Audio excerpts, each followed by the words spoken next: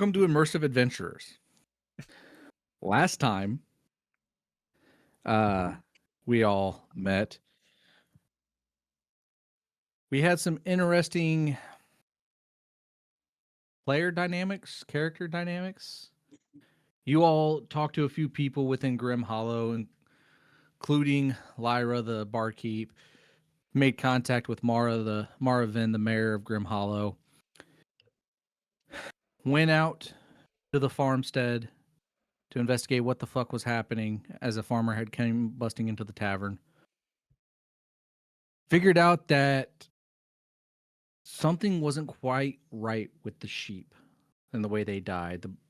Looked like there was blood missing, certain symbols or cuts were set up done a certain way, almost to precision. You guys kind of hung out at the cottage there at the farm. Went to explore the Weeping Woods, or started to go towards the Weeping Woods a little bit, because that's where some wolf tracks and human tracks led you. Heard some howling, decided that it's best to back off and go back to the tavern to rest till daylight. As we come back to the tavern, before we continue any further, was there anything specifically that you guys wanted to do before daylight? Because you all have your own separate rooms now. Remind me the scene of where we left off. Were we all still in the bar fucking gallivanting after we talked to the old dude? You were all still gallivanting, talking a little bit.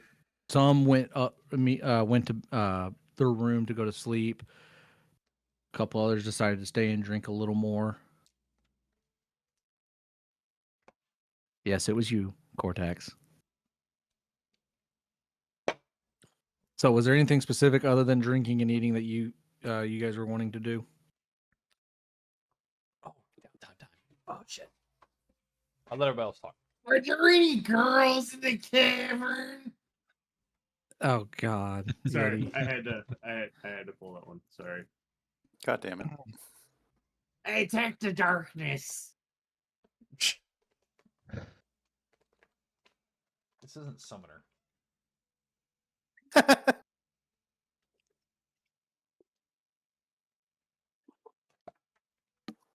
I will make my decision based upon what Thunk is doing. Okay. Oh, So, Thunk, what are you doing?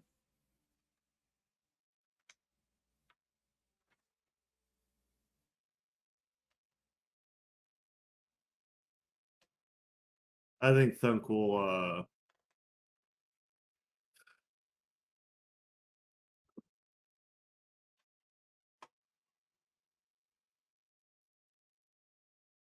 Goretax just How stares much at are you. each of the drinks?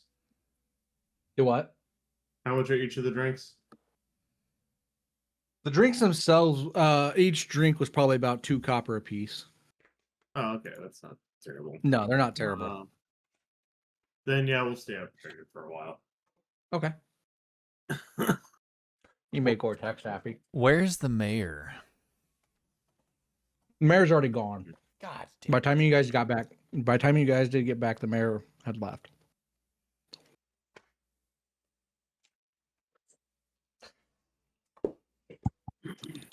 Goretax is going to belly up to the bar with his double fisting and enjoy himself. That's what he's going to do. Okay.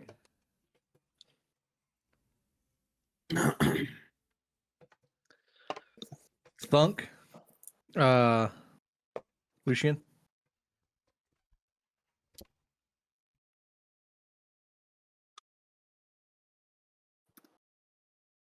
I got nothing. Okay. Just basically gonna have a meal, go to bed. Yeah. Okay. So you three, or you four, I should say, kind of drink, eat, have your fill. After a few hours, kind of just talking with the locals, getting to know them a little bit, you've all finally decided to rest for the night, so that come first light, head back out to the Weeping Woods to figure out what the fuck is going on. Your night goes without, or your rest goes without much event. Some of you snore a little too loud. Some of you, some of you may have thrown up in your sleep on yourselves. Goretax. But the night goes on without much to talk about. You all rise in the morning as the light hits your faces. Step out in the hallway, and you notice that the first thing that all three of you notice as you step out in the hallway is that your holier than thou companion that joined you the day before hasn't emerged from his room yet. Don't really know much about him, but just the brief interaction that you have had with him, you can surmise that that's not normal for him. What do you three want to do? Lucian, Yeah, where's your buddy? probably still in bed. You got the hay fever. Those something. followers of Iomade don't really have sense of responsibility.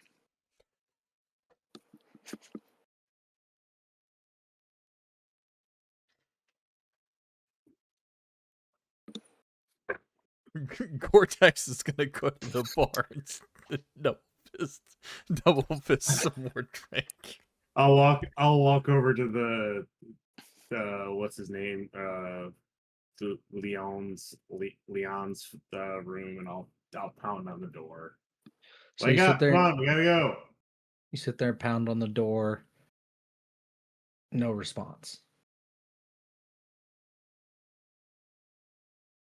Go to try to open the door.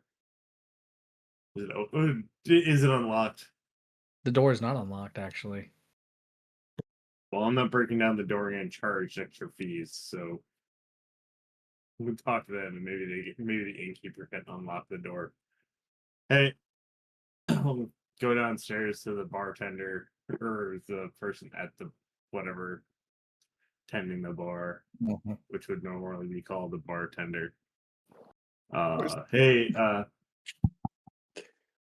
you have a spare room key for the room our friend's in, because he's not waking up and we got to get a move on so that we can help try and solve this mystery. Yeah, and the barkeep, it's not Lyra, because Lyra takes the night shift in the busy time. Some younger kid kind of cleaning up the bar has already gave Goretax his 2 mugs for the morning. Yeah, and he kind of goes and starts fumbling around with some keys underneath behind the bar, and yeah, and he Just give me the key ring. Give me the key ring. Give me the key ring. I got it. Give me the key ring. This key I can't give to you. Give me the goddamn. Goretax. I'll go unlock the door for you. That's a good. Enjoy the beer. I'll go up there with him. Come on. And the kid kind of runs up the stairs with you in tow. Which room was it? I'll point to the room. Okay, and he walks over and It was. yeah, he walks over and you hear the lock undo, and okay, and I hope your friend's okay, and he kind of fucks off back to the bar. Hey, little guy. Knock on the door one last time. Leon, come on, wake up. You better be decent. I swear to God, I don't feel like seeing a I love furry how dick. everyone calls him Leon. His name is Leonus because I fucking call him Leon. There's no response. I open the door. So you open the door, and the first thing you notice is, well, the room looks like somebody was sleeping in it the night before. There's no, you see his armor kind of sitting on this this table, along with his weapon by the bedside. But as soon as you go from the weapon to the bed itself, you see his body, and that's it. His head is gone.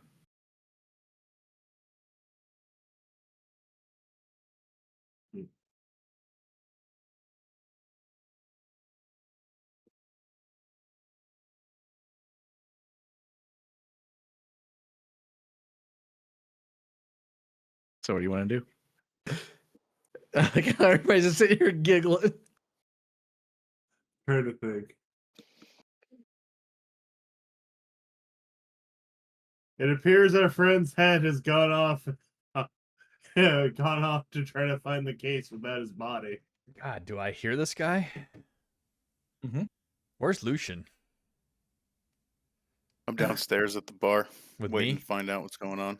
Yeah. I'm gonna pretend like I don't hear anything. Is there a big bloody mess on the bed at least, or does it look like his head is missing without any blood missing? Oh, there's blood. There's Okay. a good amount of blood. Like what I would expect there to be for a decapitation, meaning that it doesn't look like there's the lack of blood that was around the sheep, so to speak.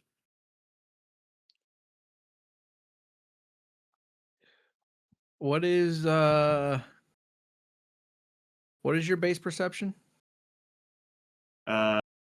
Set base. Well, I think it's 7. No, that's not right. Proficiency is E5, mod 2 for 7. Oh, okay. Go ahead and roll me a perception check then. Okay. Let's see. 19. A 19. So kind of looking at this body, doing some detective work, we'll say. Kind of looking at the sheets, looking at the bed, kind of looking underneath the bed to see if any blood had dripped off the bed and pooled underneath. Yeah. There's a lot less blood than you would expect, especially if the head was taken off. Yeah. And there's more than the sheep, but less than what you would expect if somebody head was gone. And it looks like the blood flow was kind of controlled in a sense. Okay. Well, I will walk downstairs to join Goretax and Lucian. Okay. So it seems we might have brought the mystery back to the inn with us, or tavern in wherever the hell we're staying. What? What do you mean? Lucian's head, or not Lucian, Leonus's head is missing. And while there is some blood, it is far less than what you would expect there to be for a decapitation. I look at Lucian. I didn't do it. Okay.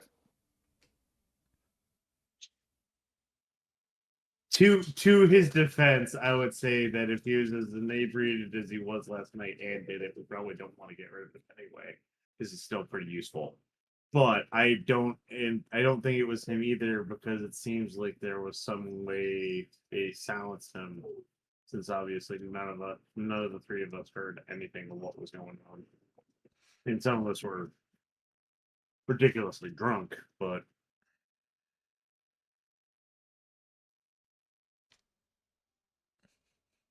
Yeah. So the furball is gone, huh? that would seem to be the case. I know I don't have any magic or anything like that could bring him back from that.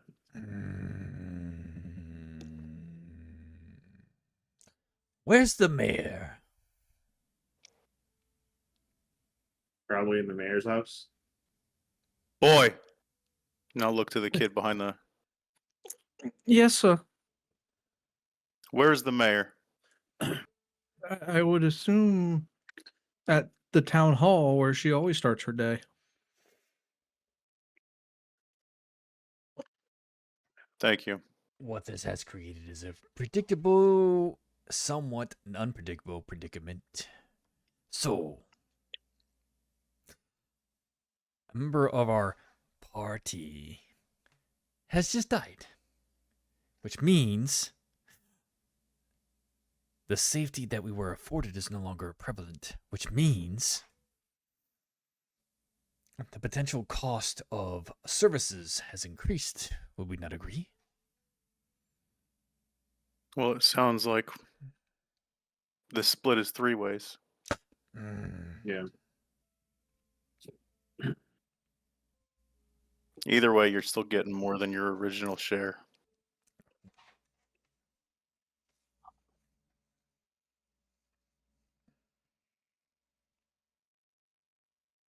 You! And I point to the fucking barkeep. Yeah.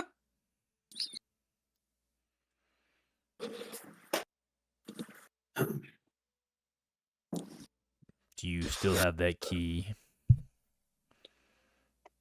Yeah. Give me the key on order of the mayor.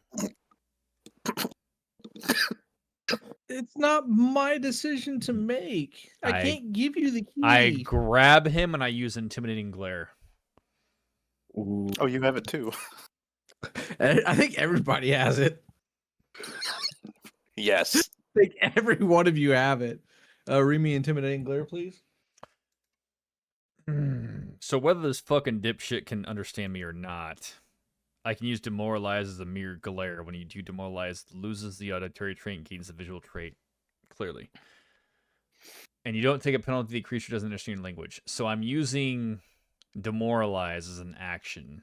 So actions being demoralize. I go over here. I demoralize intimidation.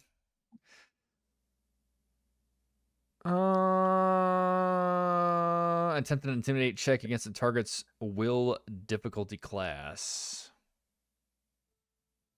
Okay. So my intimidate versus his will.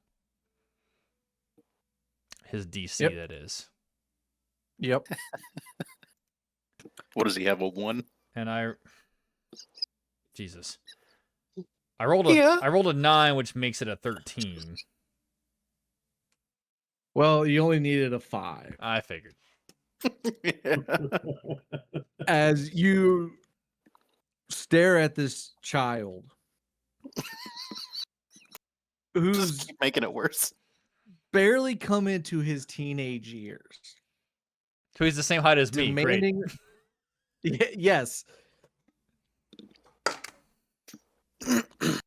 You stare at him with such intensity and ferocity that you can, like, as you're holding him by his collar and his shirt, you can feel him start to shake.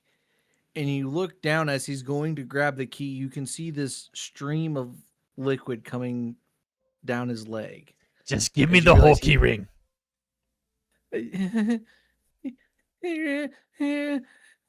As he is on the verge of having a breakdown as he's holding out the entire keyring at this point. I grab the whole key ring. I say, thank you. And I force one of my 2 drinks into his hand. And I say, cheers me. Cheers me. As he's I tap it, I drink it, I put it down, and I go up to the... I say, okay, and I go up. okay, so you now have the keyring. You said you're going up. You said you're going up, right? Yeah, I'm going up. Okay.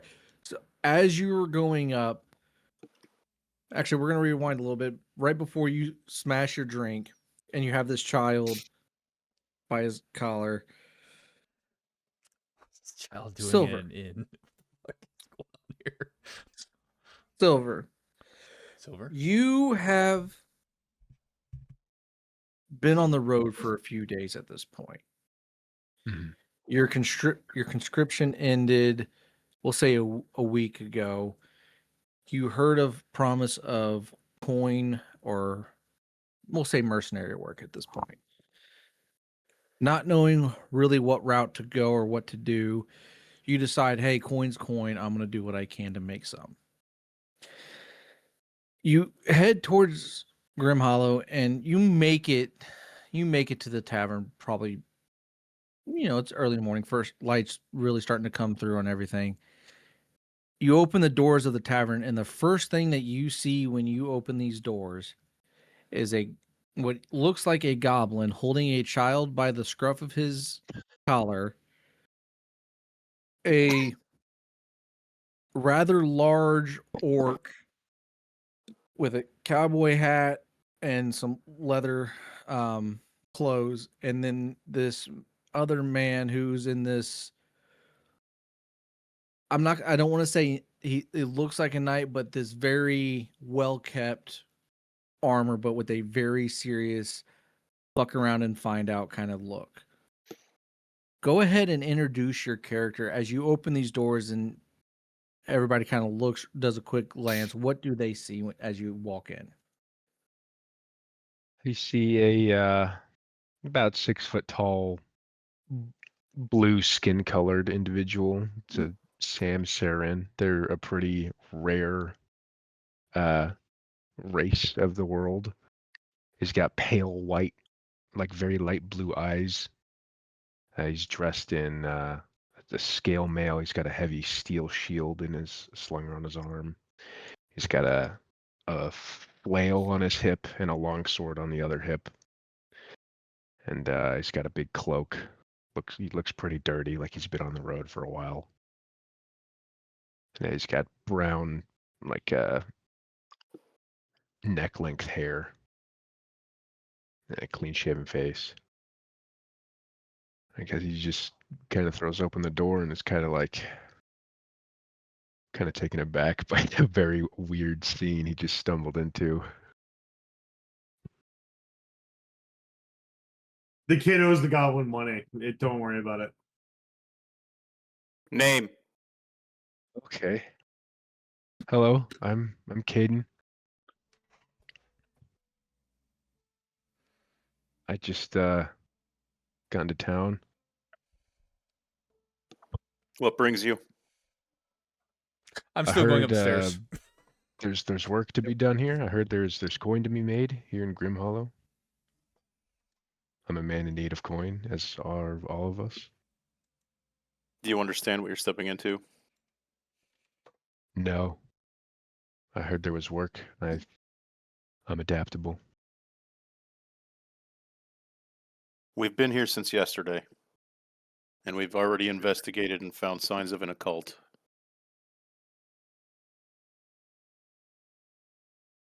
Apparently our friend is dead. Something killed him in the night. Is this something that you want to continue with?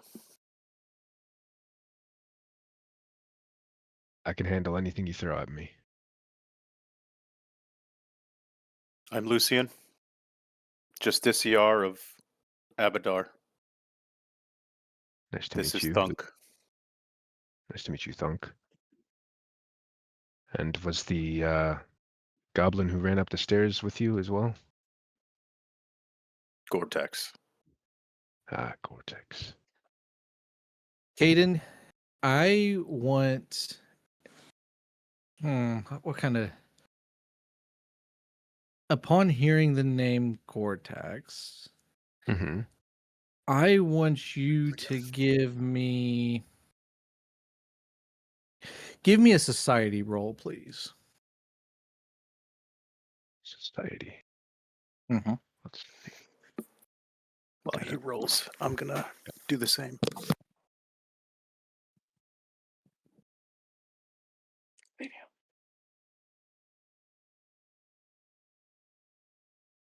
$13. 13. You've heard of the name Goretax. Interesting. You've heard it. You've heard the name be associated with. You don't. I don't know how to explain this. You don't really know the full story of what happened. You just know that there was some kind of brutal slaughter or rebellion or fight in a place called Beastwalk. And you know that Goretax was the one name that came out and was kind of at the center of all of it.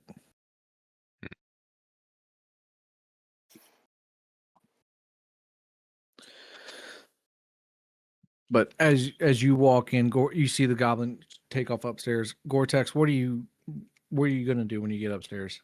I'm going to go into Leon's room. Okay. And make my own assertion of what I can perceive.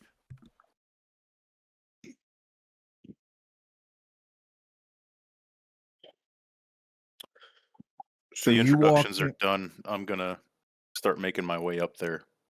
Okay. So walking into Leon's room, are you looking for anything in particular, or are you just kind of doing a general look? All right, so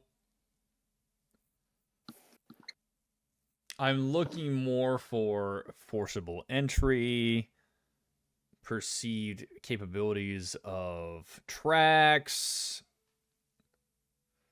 anything that might decipher my fixation on identifying entry, exit methods.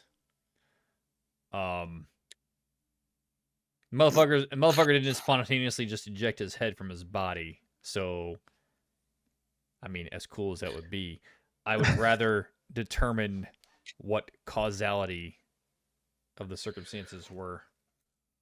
Okay, so for the fact that you're looking for an entry and an exit, forcible entry, mind you, and you being the bounty hunter and everything, go ahead and give me a thievery roll. We're going to use this as your knowledge of you're trying to break into somewhere. How would the thief think? Do I get? Oh, God damn it! What does Pathfinder call it? It's not advantage. What do they call it? Circumstance? It's circumstance bonus? It's a circumstance, but I don't know if they call it what they call it. It's not Bane. What the fuck they call it? A boon? Yeah. I will give you a +2 boon. Oh, good. I rolled a 13. That means I rolled a 15. Okay. So with a 15, kind of glancing around, looking at how you as a thief, how would you get in this room? Because obviously the door to the room was locked.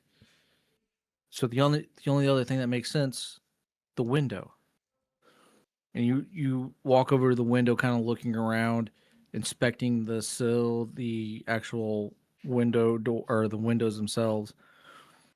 You see, looking at the locking mechanism of the window, you see a few little fresh cuts into the wood, almost like someone had shoved a blade in between the two windows where they close to pop the lock open to get in. Okay, that explains method of entry. Let me look at the actual wound cavity itself. For that one, I would like a medicine. Since you're trying to look at specifics of the wound. Okay. Oh God, how 7. Okay. Looking at the wound, you can tell that it was some kind of blade that took his head. It looks. You've seen decapitations before. They're normally the skin is pretty cleanly cut, but the muscle, the bone, everything else is like shredded to an extent. This is clean all through and through. This is a clean through and through cut. Bladed? Possibly. Okay. All right, cool. Where's this dude's coin purse at? Doesn't take long. Easily enough, you're able to locate where he kept his coin purse, still on his belt loop Cool. with his armor. Go ahead and add 2 gold pieces and 5 silver pieces. Fucking cheap bitch. All right. At this point, I'm standing at the door watching him do that.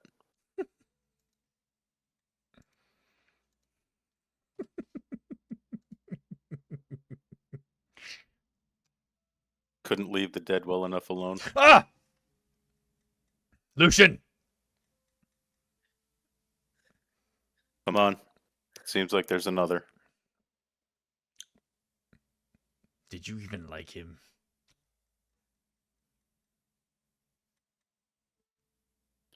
He was useful. All right. That being said, listen, that being said, clearly the entry method was from the door, and this dude Window. window. Clearly, whatever killed him was clean. So, something can climb. Something was targeted. Something was decisive.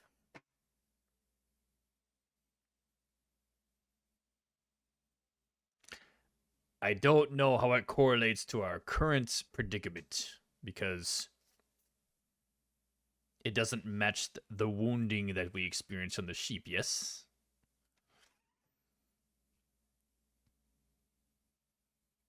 Doesn't Were you seem ask- so. Plus, his body seems to have its blood. So, maybe he had a bad debt. Either way, none of my business. I've seen enough. Let's go.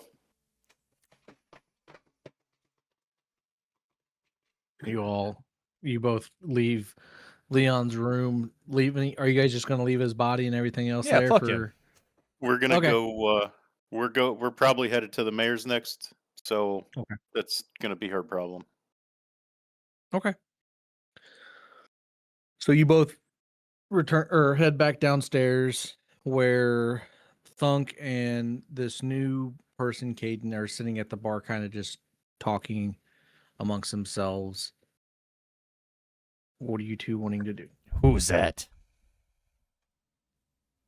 This is the new one. What do you mean? He's here for coin. Why are you so blue? Why are you so green?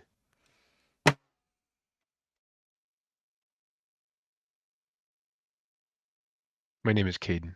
Nice to meet you.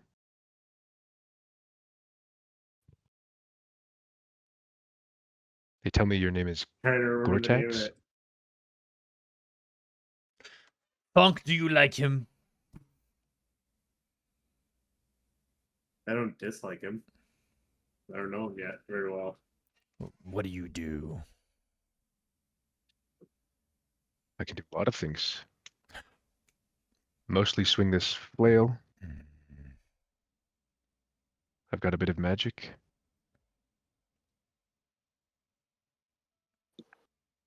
Usually combine the two.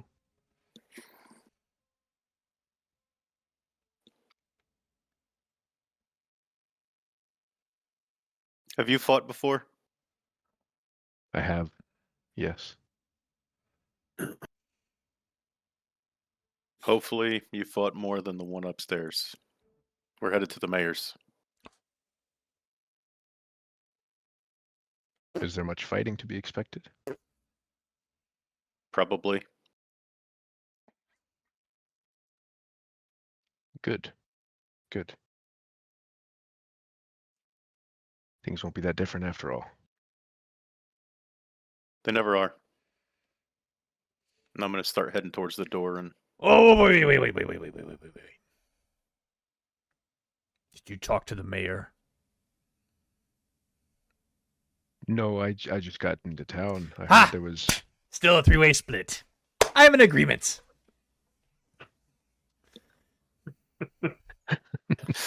before I walk out the door, that's when he says it, and I just start shaking my head.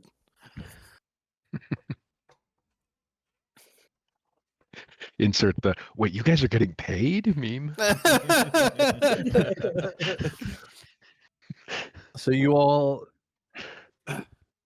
follow Lucian out into the streets of Grim Hollow, heading towards the town hall where Mayor Marvin has been said to be. Say that 10 times fast. I know, right? And it obviously, Grim Hollow, very small town. Doesn't take you all but 2-3 minutes to finally get there. And you go up to the front door, and there's no guard, but you can hear a lot of talking back and forth, a lot of papers moving around. Sounds like people are not necessarily arguing, but are in a heated debate and a heated discussion. And you kind of open the door and walk in, and you see Marvin behind her desk talking to a couple, looks like consultants or something of the sort, where they're giving her different advice on how to deal with not just the disappearances, but how to deal with food stocks being low, how to deal with livestock coming up missing, because that's the town's food for the next year during the winter. It's kind of coming up with ideas, and they're all going, no, we can't do that. No, I'm not asking him again. It was a pain in the ass, and he's a fucking douchebag. He's gonna last time, and you just hear this conversation as you all four walk in, and she's in the middle of saying something, and she looks up. Oh, where's the other one? I grow up and I run and I plop myself right on the fucking table and I go, "Who's a douchebag?" It's that doesn't matter to you. What I count 4, but and she points at you, Caeden. I'll. Do you want to take the lead on this, or I'll look to Lucian. Mayor, it seems like there's a problem on your hands now, but I'll start with this. This is Caeden. He'll be joining us. He will be replacing the other. He was killed in his sleep. And you see this, like, you see her face kind of go pale for a second. So there was a murder in the town. Yes, which means that the price of our services has gone up because clearly we are not safe and we are being targeted. She kind of bows her head, and this is all I fucking needed today. All right. It doesn't seem like there's signs of the occult that did it. Although odd. Wait, what Damn do it. you mean occult? Goretax gives Lucian a look and goes, "Stop it." You think occult's behind all this stuff? Everything else around here? Yes. And she kind of looks at her consultants. Oh God. Okay, what else do we know here? Like, is this a large occult? Is this, 1 or 2, 3, like a small? Yet to be seen. Are my people alive? The only death I know of is the one on the second floor of the bar. Silver linings. People aren't Only- screaming in the streets about death, Only one body aside from the weirdness in your woods. to deal with. Okay. She looks at the one who you finally get a good look at him. He's in not as nice of clothes as Mara is, but it's still relatively neat and put together elven man. She looks at him and go deal with the body discreetly. Get him to the church and let Sister Callus give him the proper final rites for his... Which god did he worship? Iomade. Let Sister Callus know he worship Iomade. He needs his final rites because God damn it. Okay. Which one? And he, all of them at this point right now. Deal with the body, get him to Sister Callus discreetly. I don't want the town to know. You four, I need this dealt with now. I cannot have bodies piling up in Grim Hollow. We're already small as it is. Mm,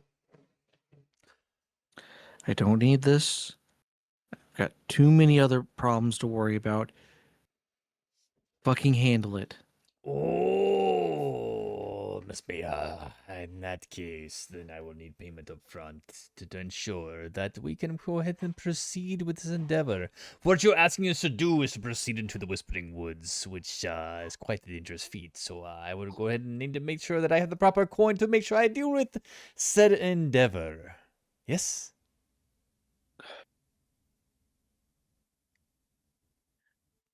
I'll give you half. What was half again? Originally it was 10 gold a piece. So you see her go pull out. Wow, if I could fucking talk. Pull out a coin purse. Did anybody else see him freeze? He did. Yeah. Yeah, That yeah. was good now. perfect. I hope that was on your recording too, because I didn't catch it. But she pulls out a coin purse and counts out 5. Hold on! Or Hold 4 on! stacks Hold of- on! The agreement was for 4. There are now 3. And you have a 4th right there. I don't know this man. Well, here's the problem. You brought him into here with you all. What's your You name? all are dealing with. Just Caeden.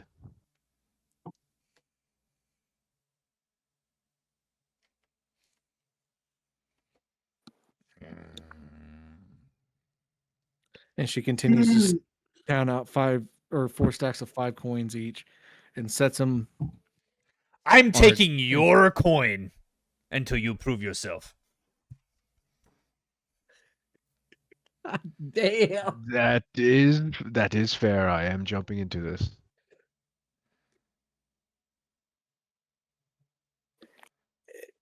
You look at more. Fuck it, whatever. Divvy up the coin however your group sees fit. Just deal with this problem, please.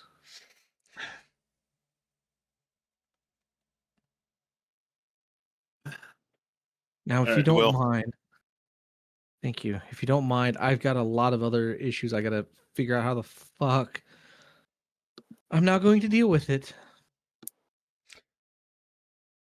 I take Caeden's coin purse that is allotted to him, and I take it and I hand it to Lucian. Because Lucian, being a justiciar, is the judgment of law and fairness. So he will I was decide. going to take it from you anyway.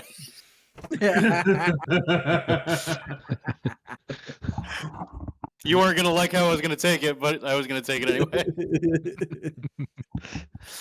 But thanks. You made it easy. We'll never know whether you succeed or not. All right.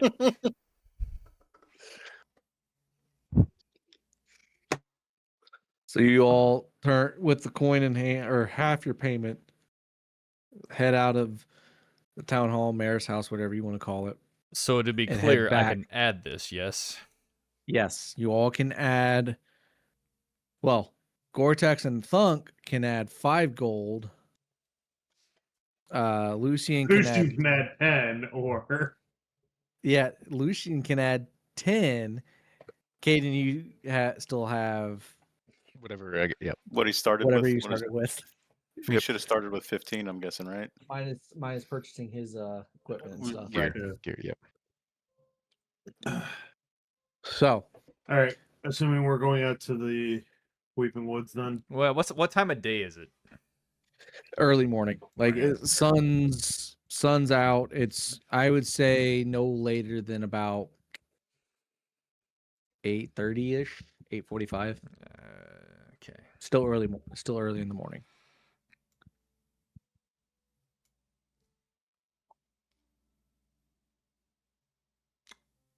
Are Can't remember we? whether or not they said that they have like people disappear during the daytime too, but I'm assuming so.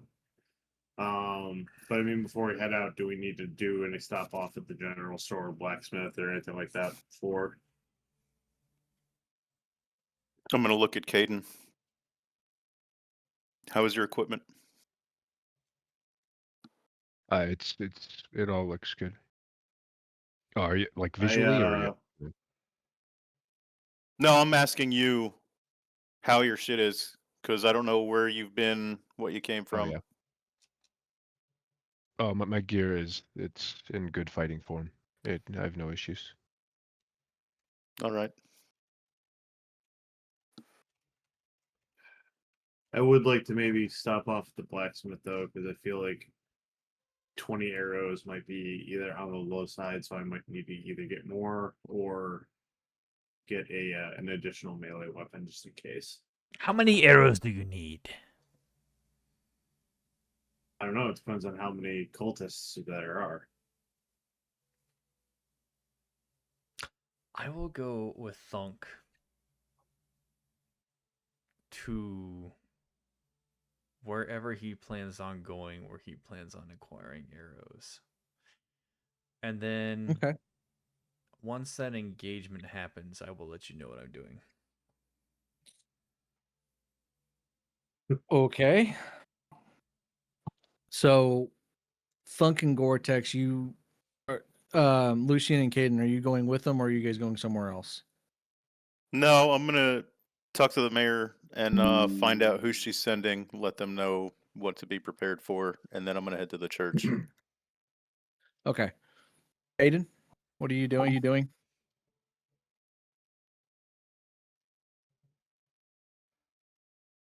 Silver. Yeah, I guess I'll just follow. Okay. I'm assuming when you say follow, you're going with Thunk and Goretax. Yes, sir. Okay. So then So before we leave, then Lucian, we'll just meet you back up at the chapel once we're done and ready to head out. Then. Yeah. Okay. okay. So you three head to the local blacksmith. You see this, or the blacksmith shop itself is nothing special. It's literally it looks like half of it is a house or living arrangement. The other half is the actual blacksmith, where you see the forge, the anvil, the different tools, and then you see the storefront itself. And behind it, kind of hanging on the wall, are very simple swords, bows. There's a barrel behind the counter that has a plethora of different arrows and stuff like that. And you see at the anvil a rather large, redheaded man just beating down on a hammer that's just come out of the forge, still glowing orange hot. And he's going, and as you walk up, he hits the sword one more time. Welcome to Ironhold. What can I do for you? Greetings. My name is Thunk. I am looking for some additional arrows and possibly a rapier. Well,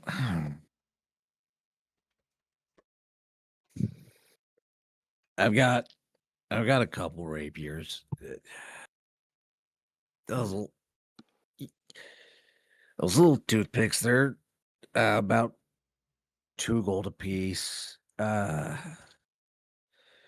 far as arrows, how much was I charging for it? And he kind of is looking around. Give me one quick second. 1 silver piece per 10. Thank you. That's what the price I was looking for. I'll give me a silver, and I'll give you about 10 arrows. Okay. Let me give you I can give you 3 gold and just give me 8 silver back and give me 20 arrows.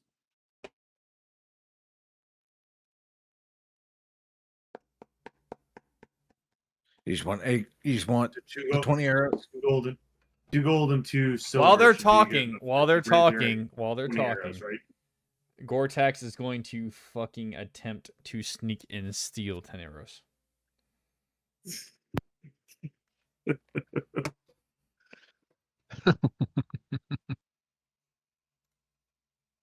Give me a thievery roll.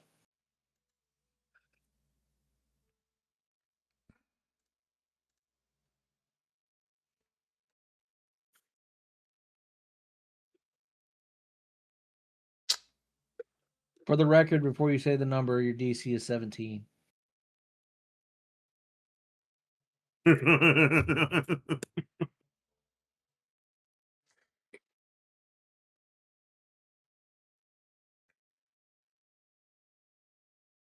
Just thievery, or you want stealth? Yeah, go ahead and give me stealth Oh, okay. as well. I was gonna say Give me the stealth, and then we'll go into the thievery. I'm gonna roll and fucking roll 20 so everyone can fucking see it. I've about had it. Jesus fucking Christ. That was a mistake. He takes it That's a back. big mistake, buddy. Okay, so the As so the stealth is +5, so that's 7. Okay. As you go to try to sneak your way around, this massive hulk of a man stops Hold on. talking with Thunk. Very sneaky. Okay, we're good. Go ahead. Okay. Immediately stops talking with Thunk as you make your way towards the barrel of arrows, and I hope you're planning on paying for those. What fine craftsmanship you have here. Can you show me what you did to make these materials?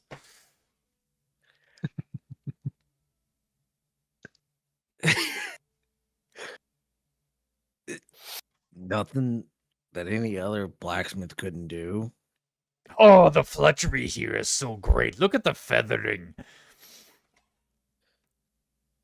Okay, why don't you just back away at this point? He goes back to talking with you, Thunk. So just so I understand, you just want the 20 arrows, right? 20 arrows and a rapier, yeah. Okay. So that'll be 2 gold and 2 silver. Okay.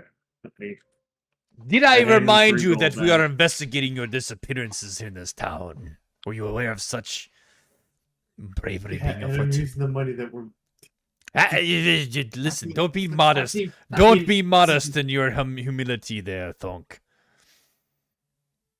I've heard of the rumblings of things happening.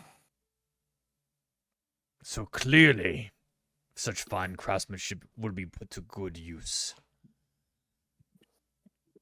And my skills aren't free either. I didn't say they were free, my good man, but clearly in the pursuit of this dastardly deed, you can surely bestow more than what you have. Look, we're a small town. Normally, I'm making horseshoes, not weapons. I think the people need to arm themselves, but I'm not going to do it for free. I've got mouths to feed.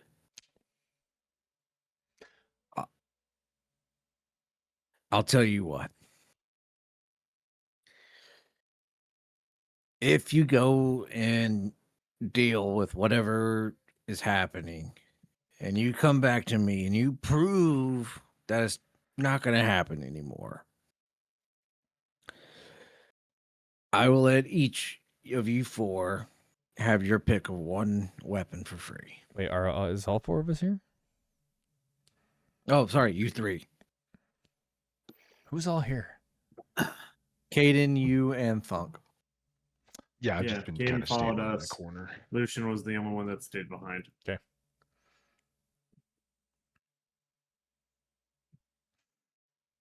But until you're able to prove that, I still got to make money. Because I'm going to be honest with you, I'm trying to get the fuck out of here. And that requires coin. Would 5 gold pieces get you the fuck out of here? See? Yeah. Well, you're just in luck, because see, my blue friend over here volunteered to give his gracious gold pieces for his earnings that he acquired through the mail. I'll elbow Goretax. I'm pretty sure Lucian still has that. Tell him, Caeden, tell him of your great and dastardly deeds. Goretax makes Do we the want to best tell him jokes. dastardly when we're trying to talk about how we're supposed to be saving the town? Yes. Gotta work on your adjectives, buddy.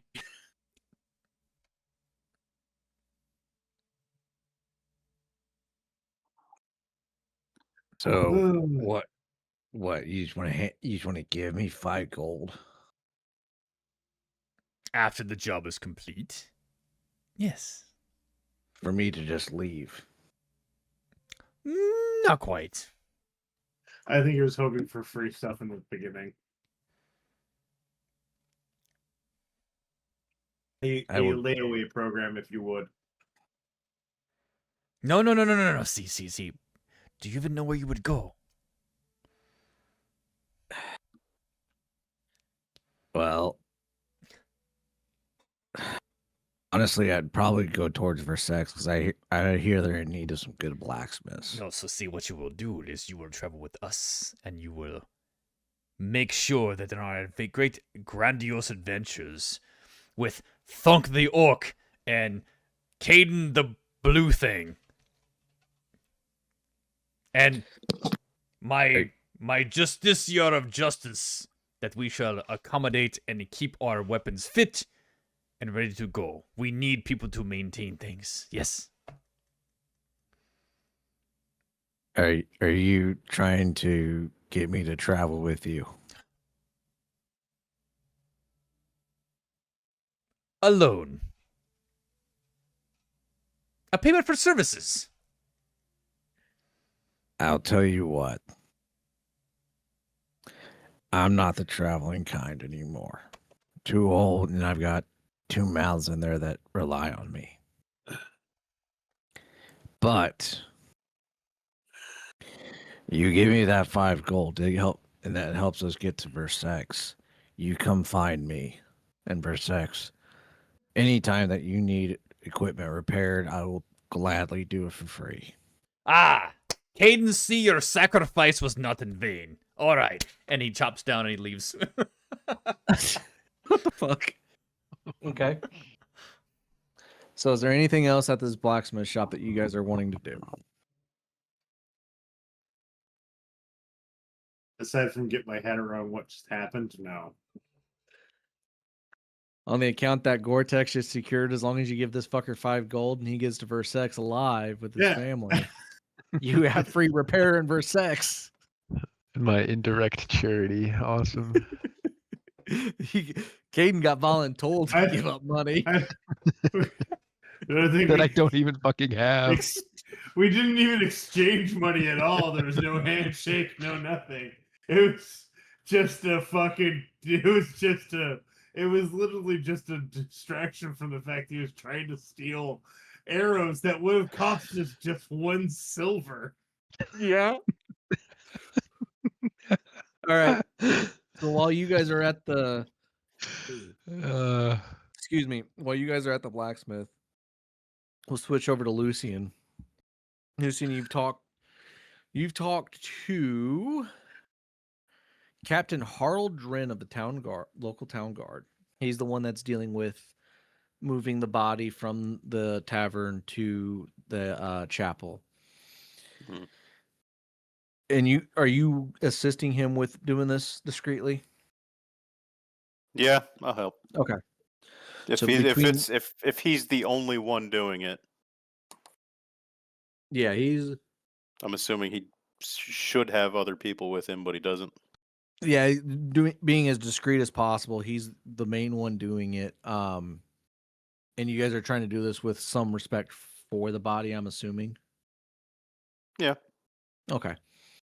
So you guys are able to move him to the tavern, and as you guys are moving down the tavern, that's the hardest part because people are starting to come in for their food, their drink, and they see you and one of and the town guard captain carrying something, what looks like a body down the stairs, and you hear the people start to whisper, "Oh my god, it's getting worse." And uh, Captain Dren, no, this was some stuff that was left behind. We're just getting rid of it and dealing with it. One of the original 4 that came in, he fled. I don't know. He was a pussy, and he kind of pushes it off.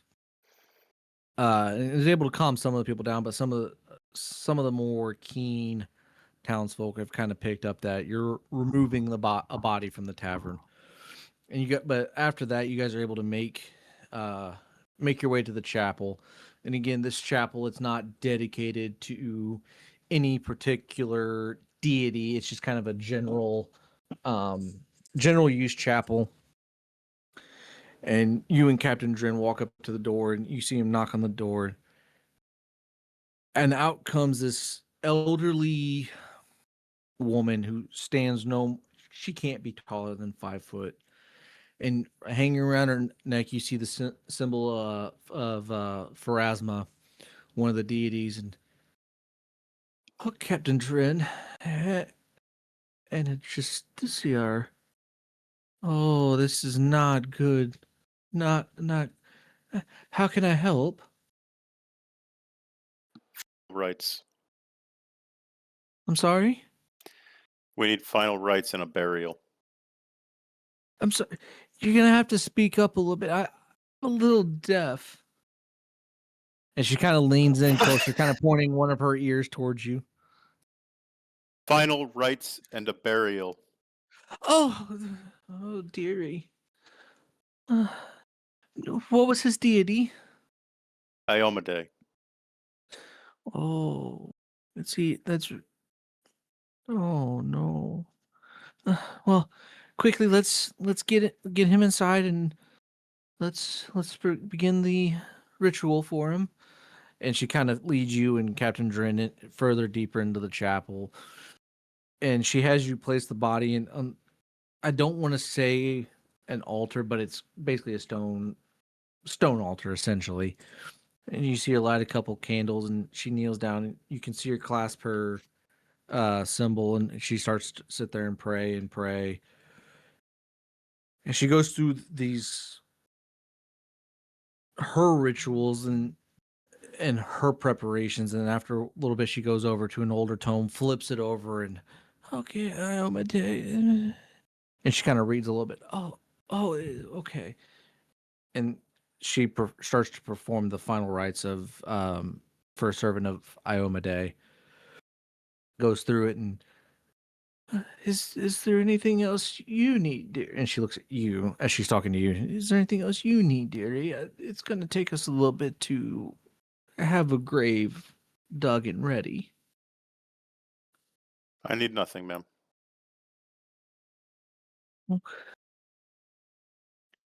You be careful out there. May Abadar guide you. These are becoming uncertain times. And she kind of has Captain Dren follow her out to the gravesite out back of the chapel.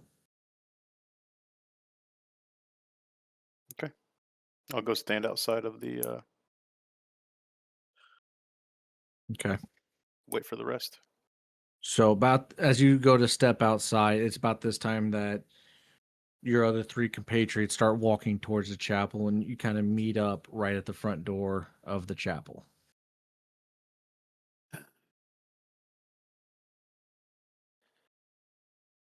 The furry one's dealt with. You make any headway? Caeden made a Apparently friend. Caeden has involuntarily volunteered 5 gold to pay the blacksmith to move to Versex. Oh, it was For greatly some voluntarily. reason.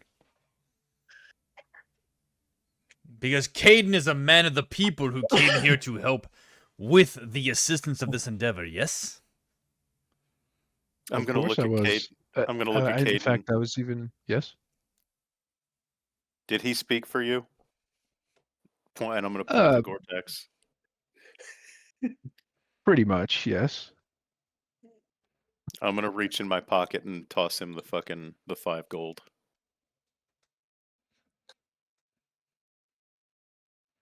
I'll catch it. No. Thank you. However, I do feel as though I have not done my duty yet to have earned this, but Well, then you know what to do. I'll do what I can. Maybe by the end of this, we'll have gold to spare, and we can be charitous then. Make sure Alright. you settle your debts now before we leave. All of you. I should go make sure that my tab is paid at the tavern then. Okay. Lucian So- got my tab, so I'm good. The church provides. Yeah, I did. Yep. Okay. So, with how much? Okay, Thunk would. So Thunk- I have or a would you have debt to tried to- Lucian. Hold on. Thunk, would you have tried to keep up with Goretax's drinking Of course he would. the night prior? I do what a No, fucking. don't speak for him. Don't Uh, speak for him. Don't speak yeah. for him. Yeah, Would he? probably. That All dude, right, that dude would I have. need- That dude would have Well, smoked hold me. on. Should this have anything to do with Constitution? Oh, That's not. No. That's not what I'm worried about. That's not what Okay. I'm worried about. Because these Worried how fucking much this is money I he's owe. a huge friggin' guy. I know. Huge guy. So, Goretax, since you were setting the pace for the drinks flowing last night, I need you to roll me 2d20 and use the higher number. Oh God. I don't trust roll 20 anymore.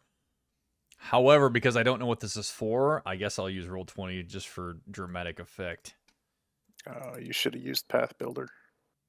No. 3 and 8. Yeah, I'm about to use Oh, Path Builder. Told you. So, you both were able to push down at least 12 drinks each Hey. last night. Hey. So that if each drink is a copper a piece, that means you owe the bar. Well, Thunk and Lucian owe the. Or so Yeah. 2.5 silver. Yep. We'll give 3 silver. Okay. Look, man, I'm trying to Goretax sets network. Wait, what? I gave her what 2 gold pieces yesterday? Yeah, he gave her a lot. No, Or you didn't. last- No, you're correct. That was You- to you cover. did. That was to cover everything we were drinking, and then there was supposed to be some left over for her. Okay. So then, never mind. I forgot that little detail. Good catch. And look, Goretax is a networker, okay? He already fucking doubled your fucking income from this fucking quest. On top of that, I'm trying to network this set because our repair costs are gonna be stupid after the end of this fucking shit. He's a little fuck. All right. He's a little goblin, but he networks. Let me tell you. All right. It's not just not sneaky.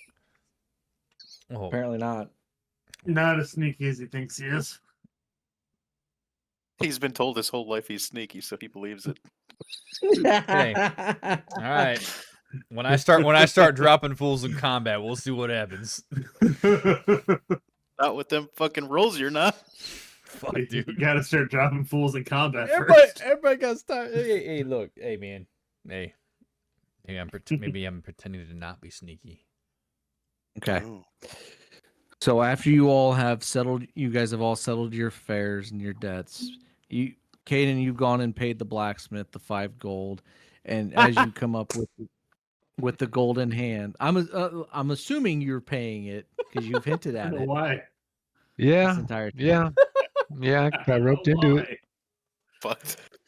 The For- blacksmith Yeah. he takes the coin and oh shit, you're serious. Fuck your shit, we gotta go.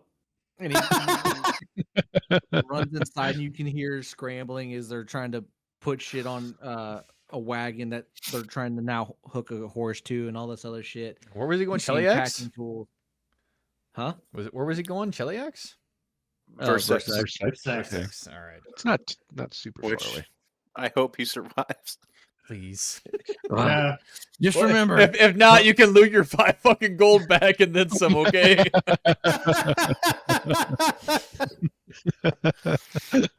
just remember when you get to Versailles, look for Brandrick, ask for Brandrick Ironhold. I'll take care of you. Somebody type that in And game he- notes.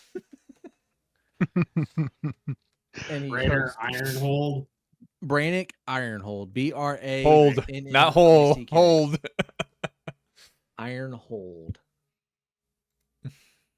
You're goddamn welcome. Somehow this is going to work out for us. I don't know how, but it's going It's to gonna be it's- a millionaire. He's it's- gonna hit the lottery. it's going to He's work gonna- out for us. All right, Yeah. I'm gonna do something before we all start making a move. I want to walk the town perimeter. Okay. And I want to see, or what I'm looking for is any signs of anything that would have been coming to the town. Things that any of these people would have been seeing. Anything that who was the guy that we spoke to, the old man. Things that he had seen. Before you're talking about. Hold on. Before he does that, are we consolidated as a party?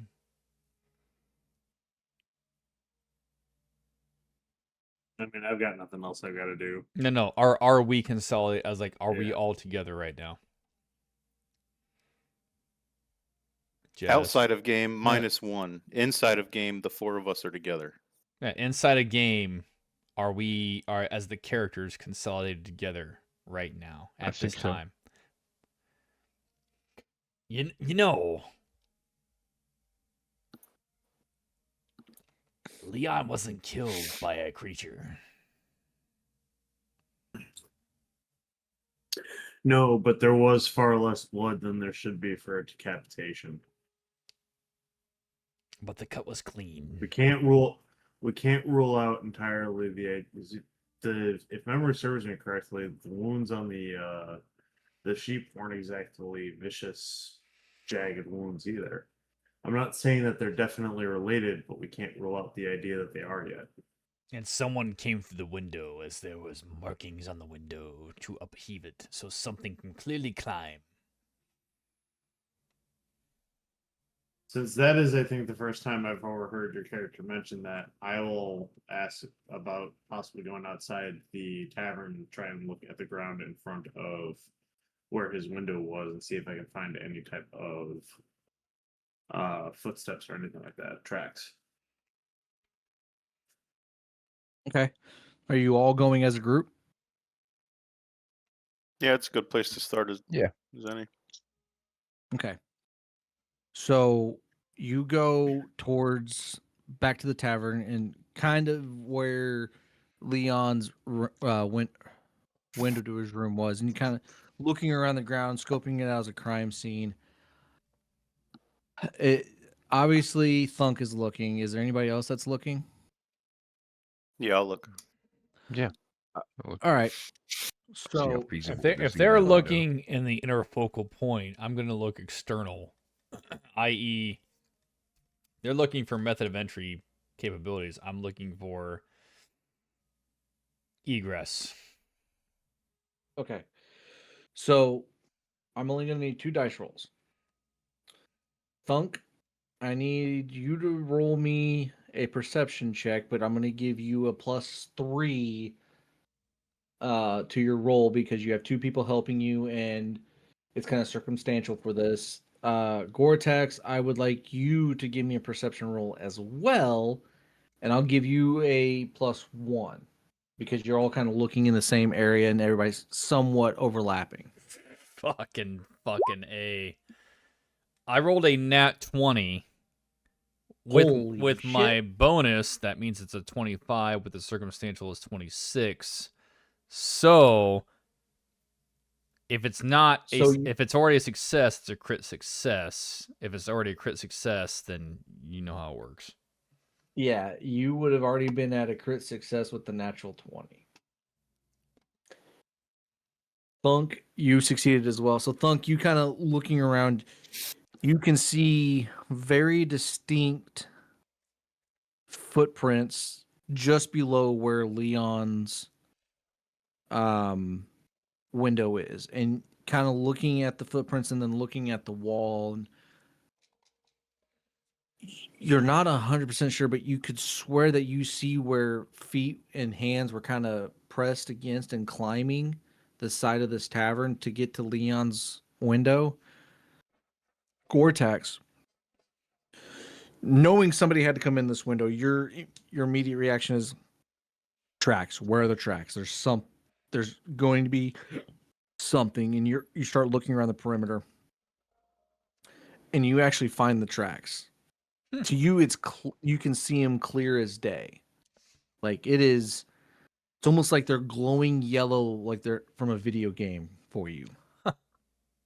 Almost like Batman's detective mode from the Arkham Knight series. And you can see where they came in from the direction of the Weeping Woods, and then immediately ran back to the Weeping Woods. But on the run back, the one thing that you notice is it looks like the stride is a lot longer.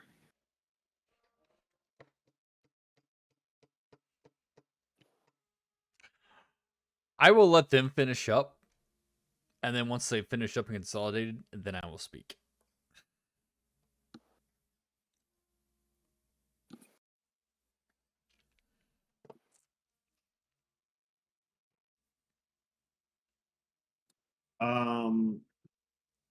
I'm assuming that the footprints and claw handprints or whatever that you said that we see on the side of the building and whatnot, those don't look anything like the ones that we saw out at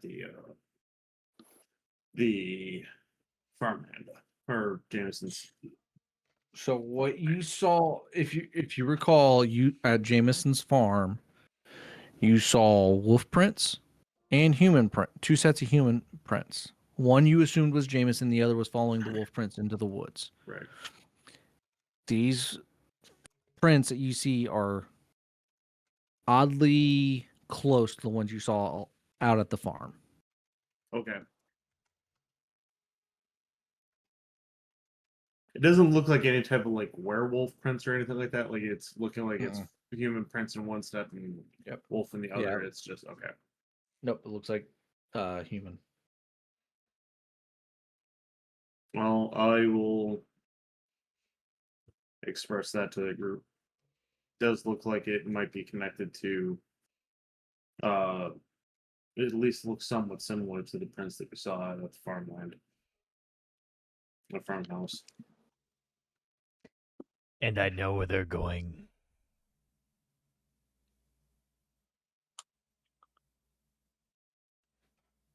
Lead us. I point, I indicate the stride pattern from, to, and then I indicate the stride pattern as it goes. Caeden, Yes, are you ready for this? of course.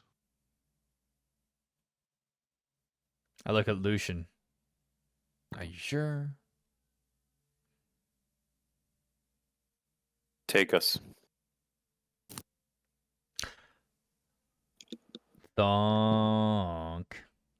Come on, get up here. Pull out my bow. I do it. So you all, Gore-Tex, you climb up onto Thunk's shoulders, and you four immediately I go, start making your way. yeah. Yeah. And you four immediately start making your way towards the Weeping Woods. It doesn't, following these tracks, it doesn't take you but 20 minutes to get close to the Weeping Woods. And as you get closer, you hear something deep within the woods. That just freaked me the fuck out. Yeah, I got a little. Nice. I got a little disturbed. Yeah. And again. that sound, it sends chills down your spine. Because you know whatever made that sound is somewhat close.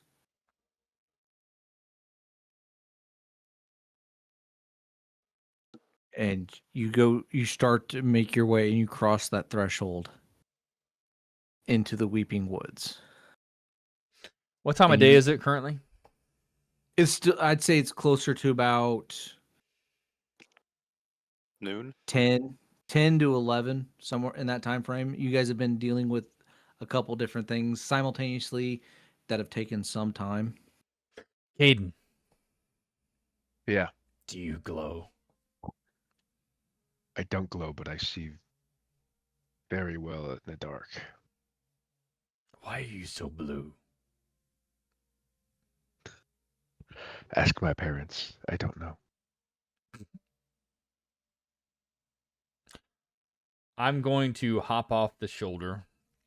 Oh, thunk. And I'm going to stop in my tracks. I don't know. You know what? Disregard. I'm going to stay on Thunks. And I'm going to keep going. Okay. You mean So I'm you- going? You four travel. That's my homie. Are dude. you guys moving? Are you guys moving quick? I'm assuming I'm you're moving at moving right over a rate lot of speed. Thunk's slower. moving. For those of you that are walking, I'm assuming you're moving at a slower pace, kind of keeping your eyes about. Definitely cautiously. Yeah. Yeah. Yeah. And I that howl didn't I sound have my anything bow like out a and howl. an arrow knocked on the. I'm actual keeping the same stride. bow itself. Okay. I'm gonna put my shield on my arm though. I'm gonna take it off my back. Okay. So you guys slow your pace slightly, and you move deeper into the Weeping Woods. Quickly glancing around, trying to be aware of your surroundings at all times. And then you hear it as it's closer.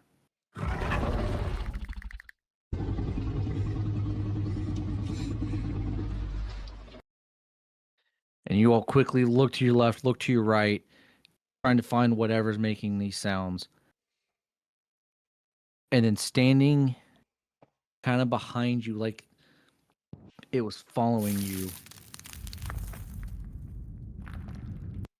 you see this massive, hulking shadow. Ice, will you describe for them what they actually see?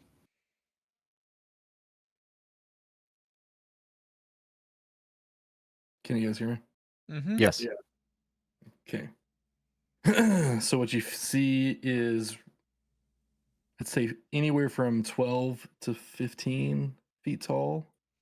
What appears to be a long, elongated snout, something that you would associate with a crocodile. It has horns that come out facing forwards above the eyes. It has a great axe, a shield, and it's got very strange feet and claw mark like claws. It's a mixture between what appears to be reptilian and fur of a bear, kind of. It's got very sharp. I don't know if you can consider them canines. It's got razor sharp, kind of like a crocodile's teeth. Its eyes are golden, and the center of it's black. So an alley bear. No.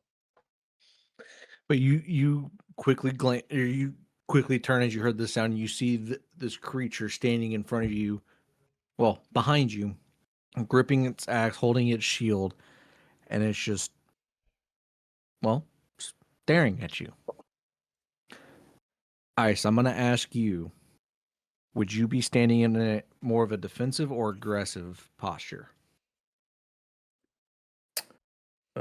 My character is going to be standing basically like behind some bushes, but like next to a tree, and it's just standing stone still, like if you ever watch like National Geographic, like a lot, like an animal that's just like trying not to be seen, and all you can really see is kind of the outline of it, and the fact that the eyes feel like they're staring right into your eyes, but nothing's moving.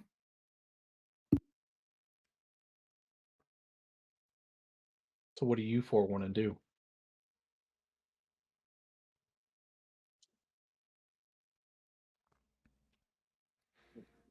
Trying to I get my. an appropriate, I mean, Are you killing sheep? Jurassic Park joke.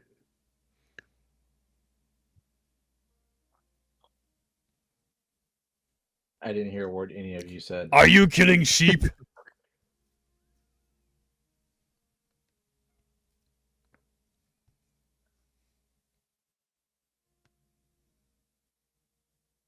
Do you speak common?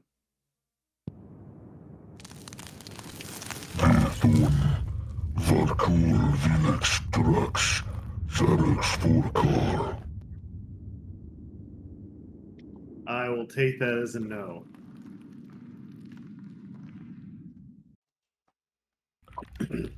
Fuck, what is that?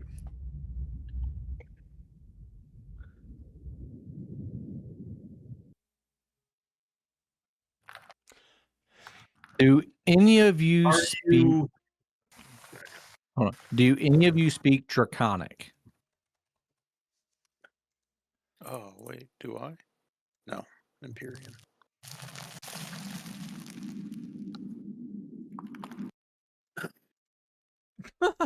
No. I'm going to take that as a no from everybody. Mm-mm. Oh, this is gonna be so much fun.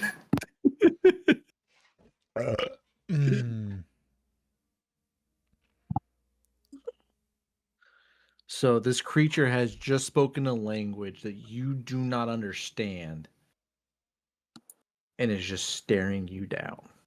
Go. Well, it ain't trying to kill us yet. I'm fairly confident that it's too big to have been leaving behind any of those footprints that we saw before.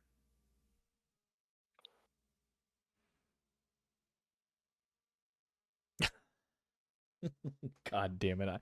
I hate the fact that I picked this character. That's really stupid. Fuck me. Okay, I'm gonna do it. I jump off of fucking goddamn fucking Thunk's fucking shoulder and I go, alright, come! And my goblin starts fucking moving his way, beckoning towards the sheep fucking death scene. Beckoning the dinosaur? Yeah. Okay. Whatever.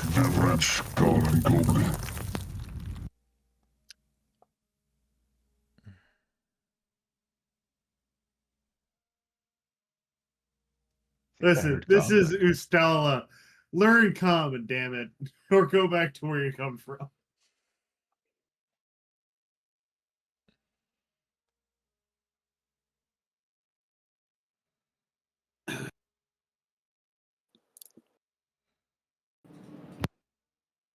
Okay.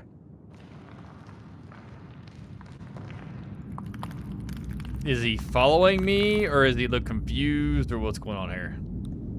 Ice, are you going to follow? Yeah, my character is going to stay roughly 10 feet behind them, but when someone turns around, to look. He's just going to be like stone still. Does He's gonna. he think we can't see him if he's like standing still? I don't know, maybe. Goretax is just gonna look back and see if he has moved from his position or not as he goes. It's So- Steve. Sorry. Yeah, as you guys have walked, or you walked maybe. I don't. Let's say 20, 30 feet. I'm not gonna speak for the other characters. Goretax is gonna move towards the sheep. I don't know if everybody else Okay. is. So, So let me ask that first. Gore-Tex is already moving forward. Are the rest of you just going to start moving? Yeah. Yeah, I'm following. I'm not gonna not be in the front. No. Oh, what are you going to do, Lucian? So where's he standing right now? Is he still behind that tree, kind of? Yeah. I'm gonna step forward towards it, and I'm gonna tell it to step out from the shadows, and I'm gonna point to the middle of the little road trail, whatever we're on. I'd say there's like a small little clearing, relatively close. You there? Step out from the shadow. And I, point in the direction of where I want it to go.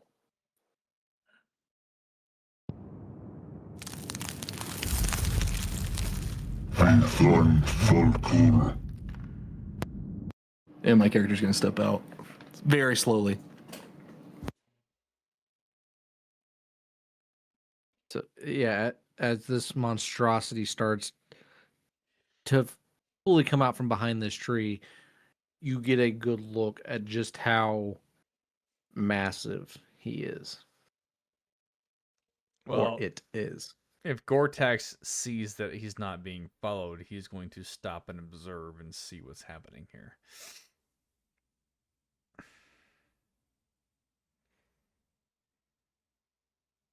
Do you understand common? And I'm gonna point to like my mouth and my speech.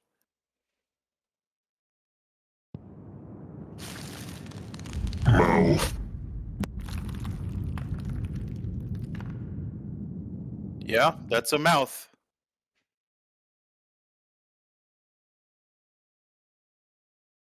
All right. Have you seen what's been in these woods?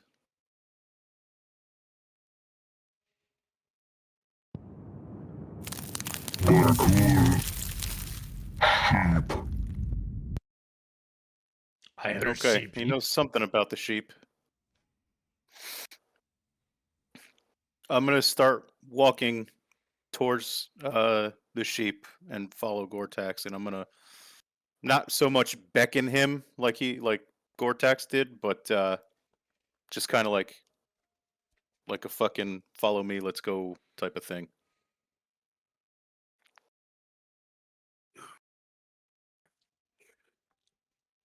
So you going to still keep that 10 feet back now, or are you going to start actually following with them?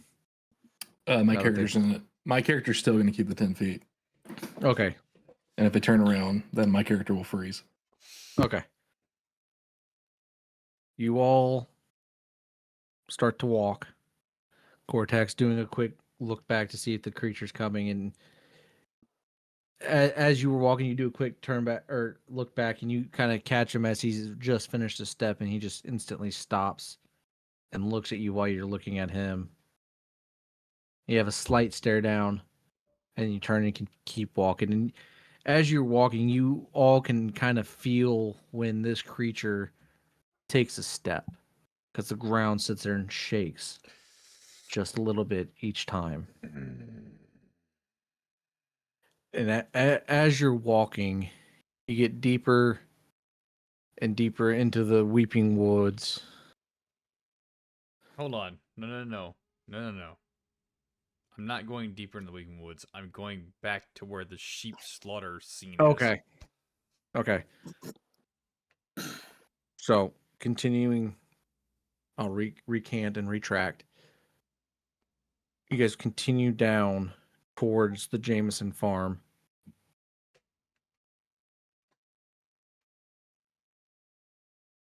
Tracking. Yeah. And it doesn't take much time at all because you guys were already pretty far on this trail. And you come up to the farm and you can see the sheep's bodies. You can see the cottage. But the sheep's bodies, from this distance, you can't tell why, but they look different somehow. Like, okay. Well, Goretax is going to move to the bodies because his intent was to grab a body, point to it, and then point to fucking this thing and go, you? Okay. So you come up to the bodies. You don't even, I'd say you make it within 15 feet, and the smell just smacks you right in right in the face. These sheep could have been dead less than a day. But the smell of decay and rot is already pungent. It's as if these bodies have been sitting out in the beating sun for days.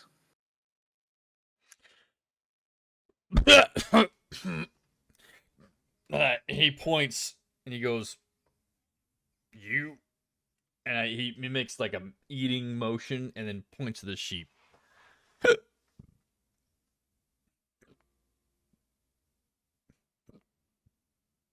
My character is gonna stare through the goblin.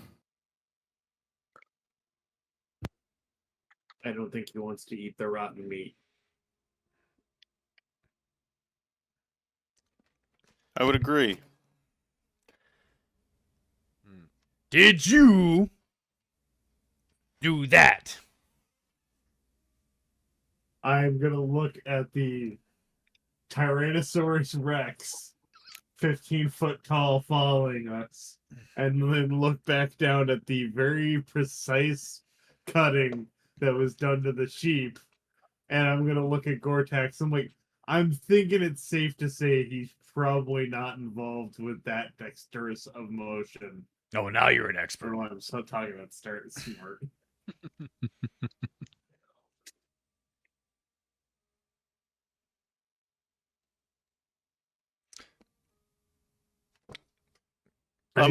I also looked down at his feet, and then I looked back at the tracks that we had seen previously, and I also I also think that we probably wouldn't have had as hard a time trying to find his tracks if he was involved the first time too. Well, thankfully, I found his fucking tracks. Yes, I know. You're a good boy. Someone's about to get stabbed in the fucking neck. Now I'm gonna get my fucking head bitten off by talking to it like it's a pet. Yeah, you are.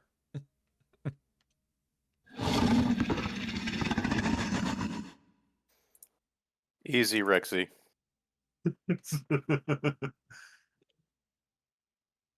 Goretax looks at everyone else and goes,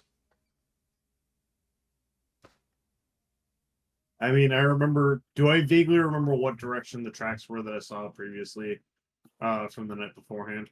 Or the day before, I guess. When you guys came out here before? I don't think Yeah. vaguely. Yeah, you remember where they're. You remember that they're walking towards the Weeping Woods. Okay. I mean, we could try and follow the tracks this way. well, I into can the track Woods from all there. the fucking tracks. I'm gonna go up and investigate the sheep's bodies again, because they are definitely more decomposed than they should be. You forget he has a fucking goddamn axe in his hand, too. Say that one more time, Salty. I'm gonna go reinvestigate those sheep since they're decomposed further than they should be, Okay. just to see if there's anything different or new or.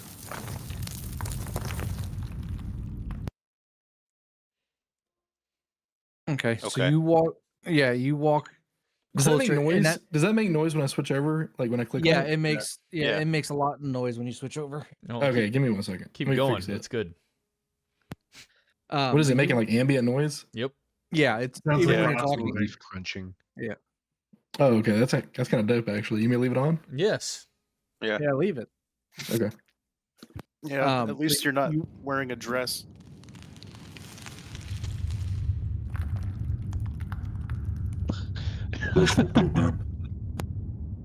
Yeah. Shaka bra. Right, Rexy, exactly. My thoughts exactly, Rex. So, Lucian, you walk up to reinspect these sheep's bodies, and there's you looking at it. One, the smell hits you. Two, you can or you know that they've decayed a lot faster than what they should have. Like a lot faster than what they should have. Yeah, this But I'm guessing is like it looks or and appears to be weeks ahead of what it should be. yeah, and you're looking at it, and I'm gonna take a drink with you. Hey, I know that bottle. And looking at the bodies themselves, the bodies are twisted and warped, not like mangled, but like it's almost like they have growths coming in and out and kind of starting to wrap around and grow through the body itself.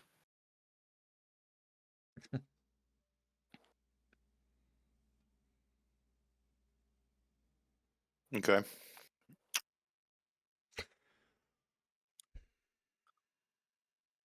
And as you're looking at these bodies,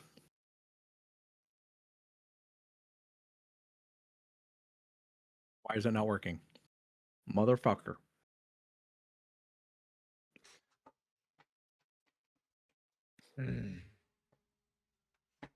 There. Maybe it'll work now.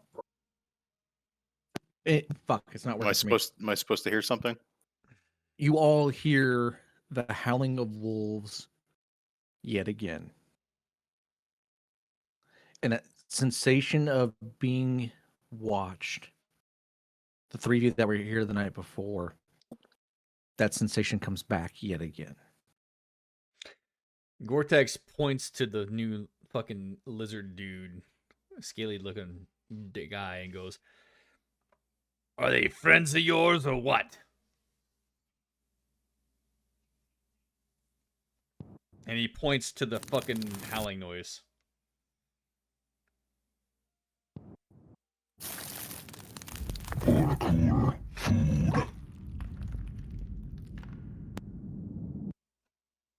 Something about food. Is he doing anything other than speaking? Yeah, he's pointing into a direction of the woods, and he's also smelling.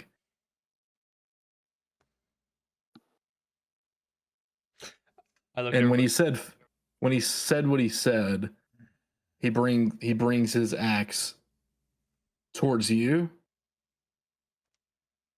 like pointing at you.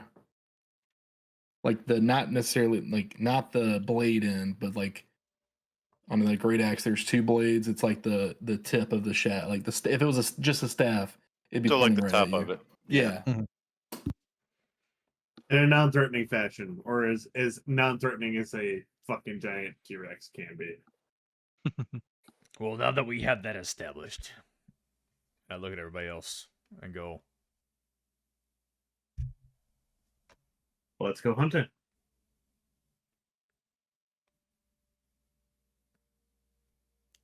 We're not going to solve this mystery by hanging around about a bunch of rotting shit. I was gonna say I'd like to ask him like if he knows any of the languages other than well, then whatever speak. he's speaking. Speak. In my I'd say can you understand me? But in the 5 languages that I know. Well, what are the Which 5 languages you know? Common, Samsaran, Goblin, Chthonian, Fey. When he speaks in Goblin, I look at him like,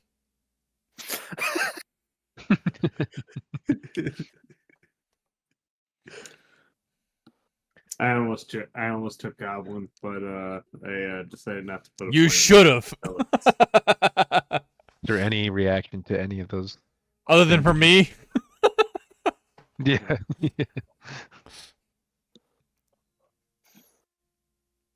It's a very subtle reaction to common. He seems he might understand common, but not entirely be able to speak it.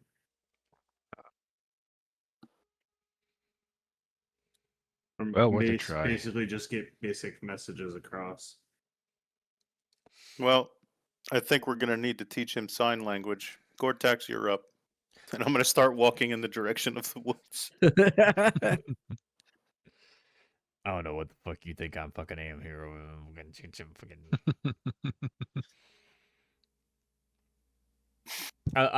Where is fucking Thunk in proximity to me?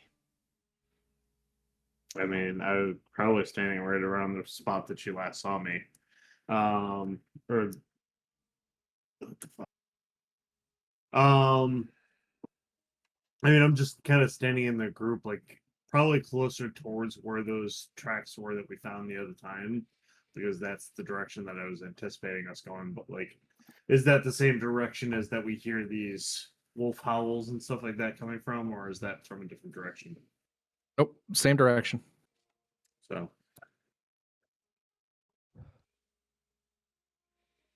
I mean, we could hang out here and try and figure out a way of communicating with our big scaly friend right here, or we could get on the job that we've been hired to do, so we can hopefully get paid, and then we can work on trying to communicate with our big scaly friend. My character's just gonna start beelining it to a certain direction in the woods. Their DM. Yep.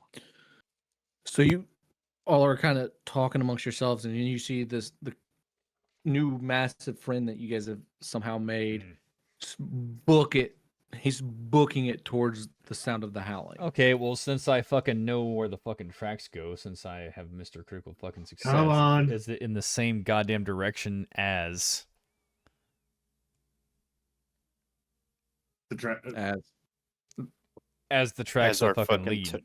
dinosaur. Yeah. The tracks He's that going in were the same direction.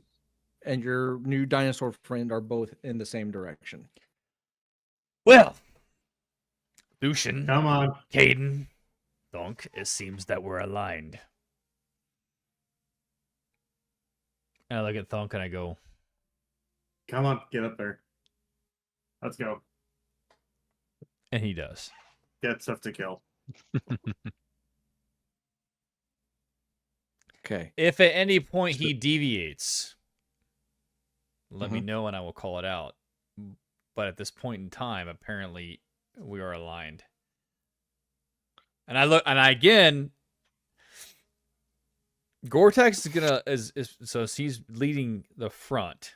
I'm not worried about him, but I am still looking at Caeden because I don't fucking know you, dude. So he's gonna be fucking looking at Caeden sporadically. Okay. So, just for the record, for order of movement, obviously, Ice, your character's in the front, leading the charge, booking it into the woods. Goretax, you're on Thunk's shoulder again, correct? Yes. Okay. So, I'm going to switch you guys over to a map. We're going to move party ribbon here. It's so funny having an actual fucking script in Draconic and reading that shit off to you. That's fucking That cool. That is the direction of travel that is being made. So, let me know when everybody has eyes. Ice. We do, but I don't see my token anywhere. Yeah, I haven't put your guys' tokens Okay, down that's yet. fine. That's fine. I just see Okay. Barcoon the Rex Tyrant.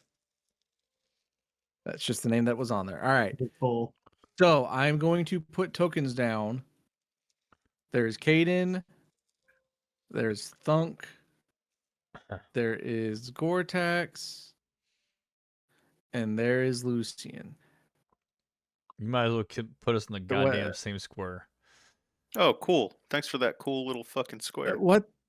No, that is not what your token is supposed to be. Too late. You Fix went- it later. You went from being a person to being a grid square, brother. Brother, you're 4. I don't know. I'm an area target. What are you talking about? Yeah, you are. Brother, I could call in a 6-digit and still hit you. Jesus Christ! My boy Fick.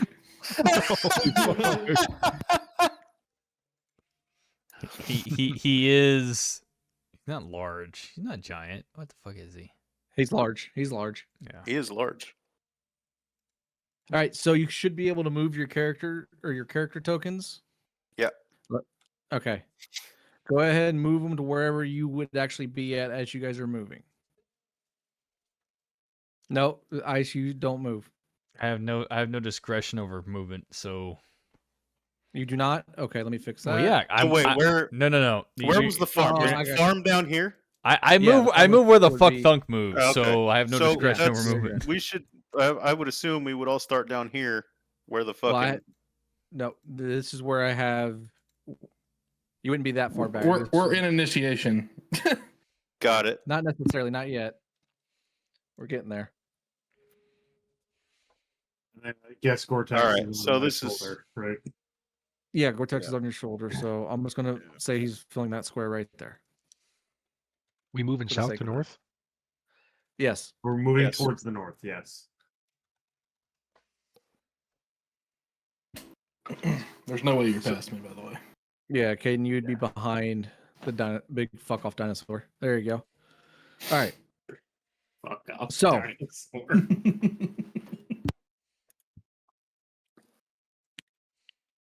Fuck off, dinosaur. There we go. A dinosaur with opposable thumbs. Yeah, pretty much.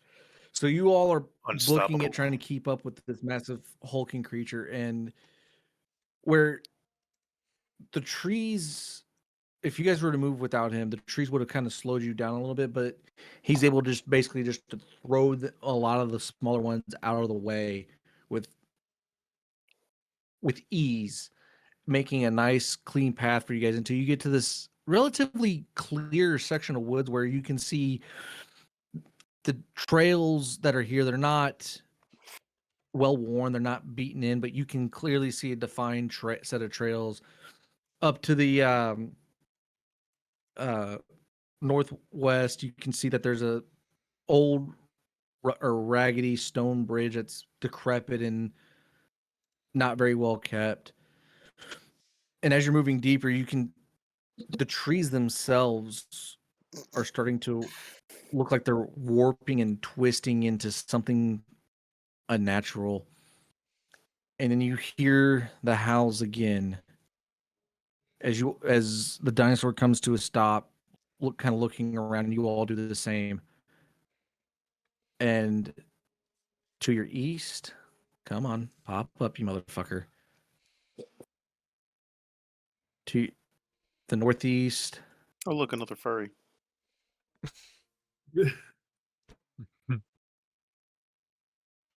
you see 3 wolves.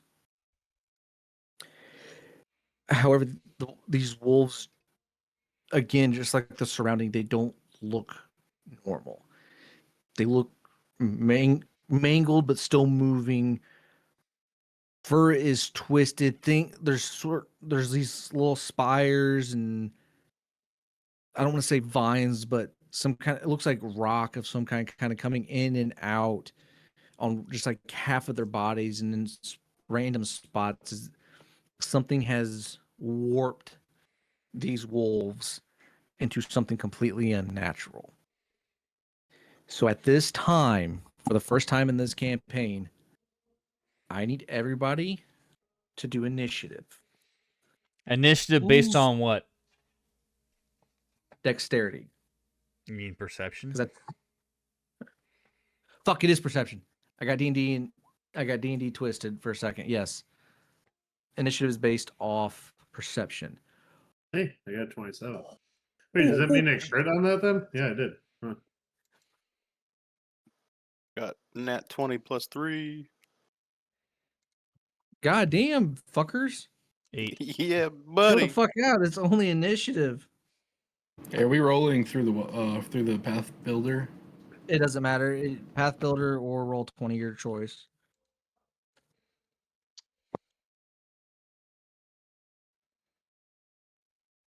Uh, 19 plus 5. Damn. Oh, I did initiative perception. Oh, that's right. It's No, all you're right. good. You're good.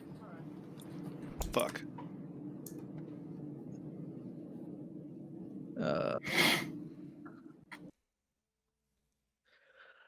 You know what? They gave you a name. And Rexy. all right, That's a copyright. Goretax, That's a copyrighted name, by the way. What is Rexy? Yeah, that's the name of the T-Rex on Jurassic Park. Yeah. Oh, Oh, wow. what? You're not at full T-Rex. Anyways, Goretax, what'd you get? 8. If you're basing it on perception, which you should, 8. Yes. Okay. Lucian, what'd you get? Yeah. man? I got a 20 plus 3, 23. Rexy, what'd you get? 24. God damn, guys, chill the fuck out. I'm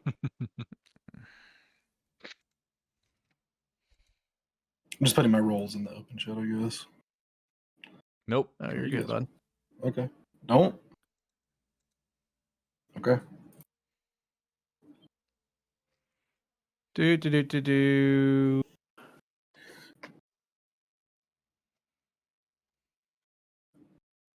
All right, where's my fucking?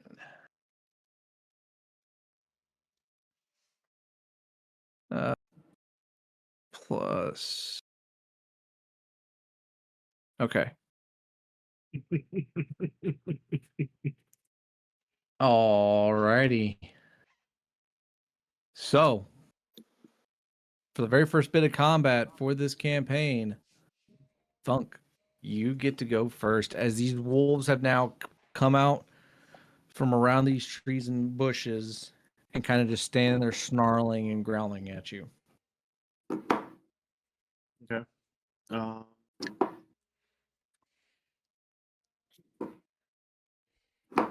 I guess I am going to aim and fire a bow at the one to the right. All right. Let me make sure I have their shit fully pulled up here. Okay. Do. All right. So go ahead and roll me an attack. 16 to hit. A 16 does hit, And I think it's and you only did piercing one damage. damage. Which one are you going after, just for the record? this one right here.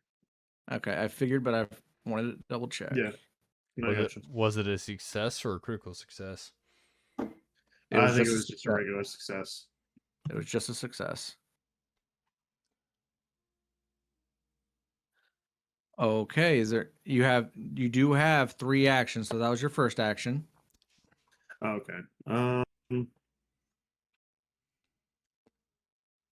Fuck it. Might as well do all 3 at the same guy. Oh shit. So if Okay, I'm doing 3 attacks, sorry, go ahead. You get minus 5 so- per attack. I thought it was a -2 and then a -5 on the third one. Nope. It is minus 5 cumulative unless he has certain fucking feats that stack. So if he wants to do a ranged attack roll and do 3 attacks, where his 3 actions, minus 5 on the second one and minus 10 on the Sorry. third one. 3 shots against 1 target. Yeah, but I have to have the 100 shot going for it, so never mind. Mhm. Now, if he does 100 shot, is that 1 action or 2 action fucking feat?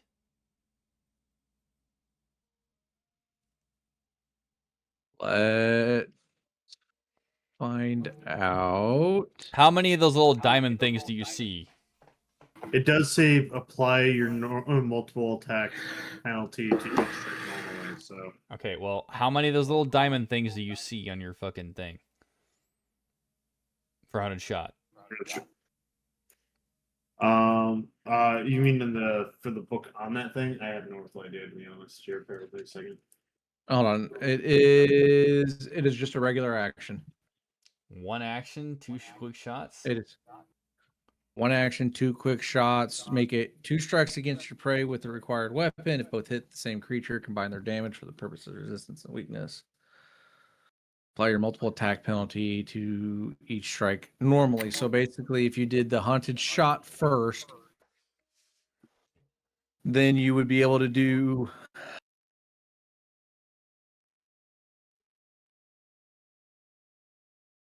Yeah, it's just a single action. Okay. Yeah, it'd be your hunted shot would be your single action. Okay. So that's action number 2. Yep. So you'd be able to take if you did So I hunted shot. can't you do could- the hunted action as action number 2, then? Yeah, you could. Yes. Okay. God damn, Ice, you loud as fuck. And then, so if I do the hunted action. Well, here's my other question though, because it seems like I fucked up and not okay. Am I just supposed to click the number 2 and number 3 for the second and third attack? No. The character sheet So in every Roll20? character in Pathfinder gets 3 actions. You determine how you're going to do Yeah. those 3 actions. So if you have 1 diamond, it counts a single action. If you have 2 diamonds, that means the action costs 2 actions. If you have 3 diamonds, Gotcha. it means it costs 3 actions. Every character on their Gotcha. turn gets 3 actions. Period. Alrighty.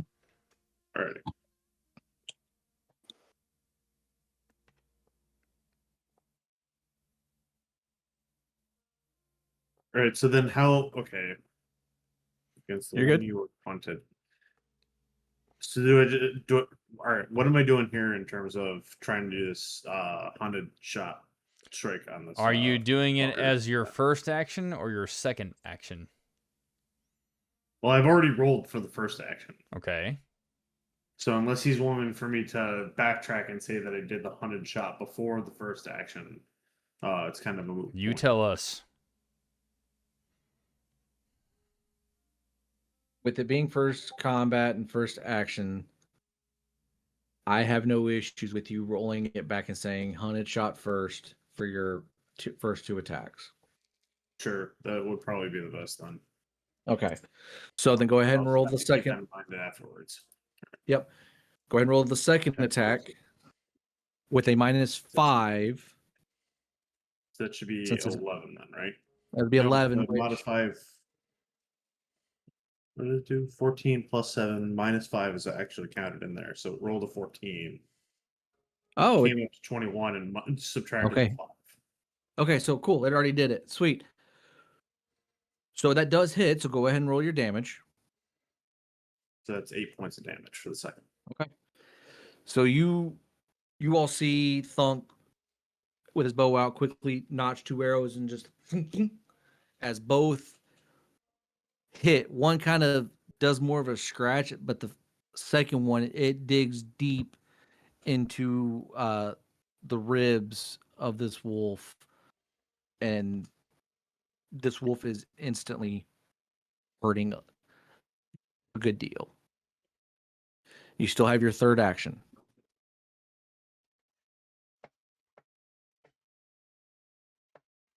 I mean, I feel like I might as well fire a third shot at him then. If that's the case.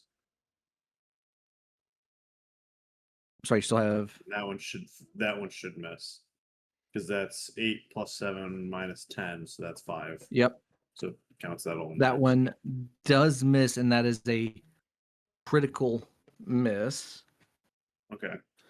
And your arrow flies, and it actually you fire these 2 shots, and you go to get the third and try to get it off as quick as possible. And that third arrow kind of goes wide and sinks deep into the tree directly behind the wolf. Okay.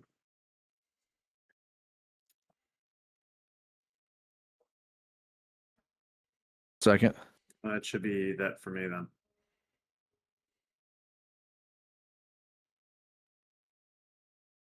Right? Yep. So then we will go to Rexy. So I'm gonna look to this. What I assume is this. I can't point. The wolf directly. Well, I am clicking. Nothing's happening. Click and hold. Click and hold. It's because I didn't have the thing. Why is it not working? There we go. There you go. Yep. So I'm looking at this. I'm looking at this wolf over here. I'm gonna do a sudden charge. Okay. Do you want me to describe it to you? Please. Okay. With a quick sprint, you dash up to your foe and swing. Stride twice. If you end your movement within melee reach of at least one enemy, you can make a melee strike against that enemy. You can use sudden charge whatever. How many actions Or- does sudden charge? It's I don't know. It is 2 actions. Okay, well there you go. Okay. If you see 2 diamond-like fucking looking things, Okay. Stacked? That's a number of actions. correct. Yep. Got it. So what I'm wondering is, it may count as 2, but it's still 1. Like I'm saying, the hit won't be for the second action, right? Because it's just one It's- action. Correct. What it's saying. It may cost 2, but I'm not gonna have to go to like my attack number 2, right? Does that make Correct. sense? It's just no. Okay. You get it's 3 just actions one- no matter what. There are actions that Yeah. cost 1 action. There's actions that cost 2 actions. There are certain actions that cost all 3 of your action economy. Either way, no matter what, you get 3 actions in your action economy. Got it. Yeah. Cool. All right. And your very first attack the very first attack you do on your turn is always without a penalty. There's no penalty for the first attack. Yes. I got it. So I can move. Are each of these? I should have asked this before. Are each of these Yeah, you're- boxes 5 feet? Yes. So this would be 5 feet. Mhm. Right. Okay. So I may have not even had to do it. I was kind of doing the economy of this being 5, this being 5, this being. Well, you know, being but large. my yeah, character's larger. Yeah. So you probably would, because either way you're striding. Yeah. So I'm gonna still do it because I get two moves technically with it. Yep. You get 2 moves in a swing. Yep. So I'm gonna go ahead and do that, and then I'm gonna swing on him. Let me roll. Okay, it's gonna be. It's 16, and then I get the hit, the +7. And let me roll for. Let me roll for the damage. It does that hit? Can't see it. I'm doing it inside the Pathfinder. 16 +7. Does that hit? Shit, that might crit. Is a total of 23. Yep. Does not crit, but close. But yes, that does hit. Ooh. Okay. Roll damage. Is it 5 over the crit?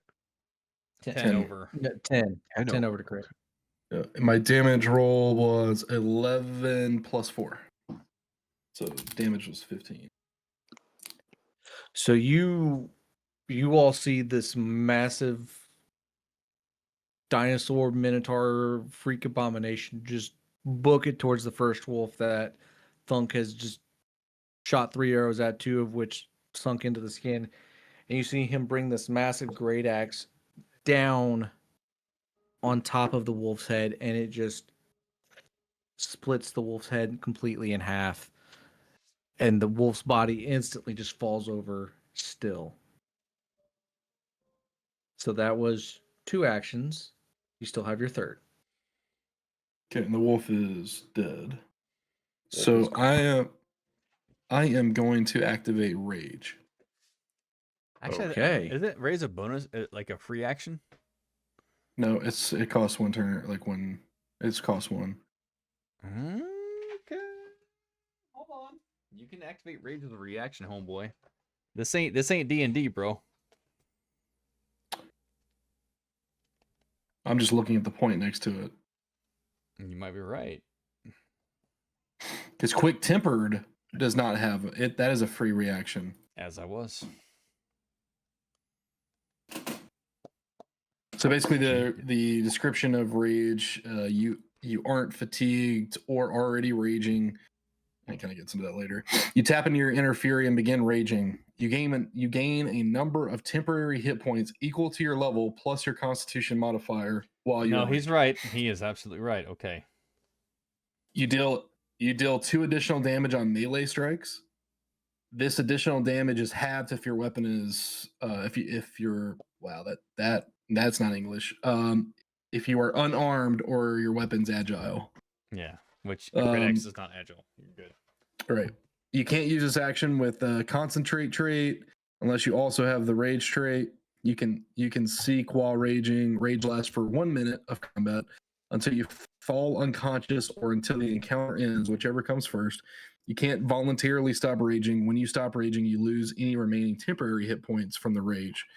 And you can't gain temporary hit points from using the rage action again for 1 minute. Yep.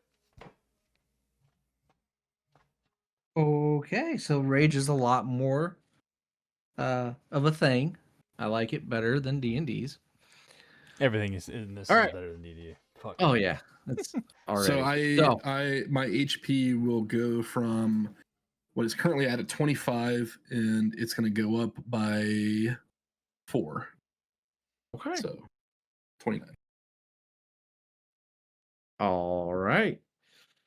So with that being your 3 actions, Lucian, it is your go, good sir. Okay. I'm still trying to understand this, but I think I'm gonna do it. It'll be way faster once you guys figure this shit out. Way faster. Yeah. I'm gonna move.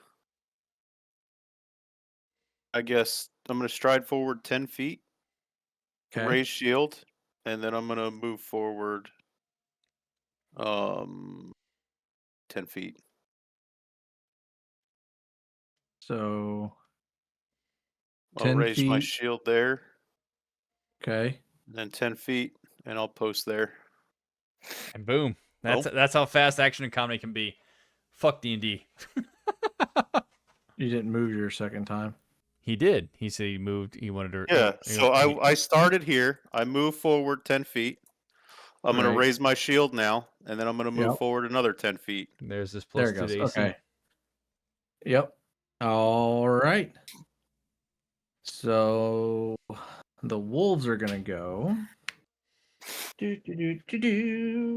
Playing fucking creatures for the first Somebody time. read the book. Mm-hmm. I'm talking to fucking. I know you did. I know you're talking about Salty. He did. Yeah. I'm gonna have my free feat during this period, which is Intimidating Glare. God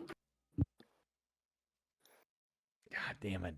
That's a demoralized action, which requires an action with homeboy. So negative. It's free. There's no prerequisites, and it's not a point. For demoralize, there is. Yes. Intimidating glare just makes demoralize a Visual versus visual yeah. instead of a yell. Can I show you? Where it doesn't? I think raise shield gives me 2 to my AC, doesn't it? It does. Correct. Yes. Yes. Based upon Yeah, your so I'm shield, at- yes. My AC is at 20. Yeah, so you can demoralize with the mere glare. If you read demoralize, Oh, so like these are stacked on each other? Yes. This is why you get a Yeah. 3-action economy. yeah. Yes. So demoralize reads with a sudden shout and a well-timed taunt or a cutting put down. You can shake an enemy's resolve, choose a creature within 30 feet of you who you're aware of, and make an intimidation check. Demoralize is an action. Intimidating glare just makes demoralize a visual thing instead of auditory. Gotcha. So it's different than okay, got it. Yep. So, the wolves are gonna go. First wolf's gonna stride.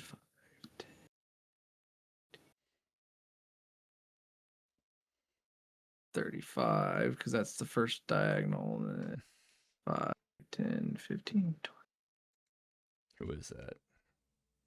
35. Okay. Caeden. Cade's not there.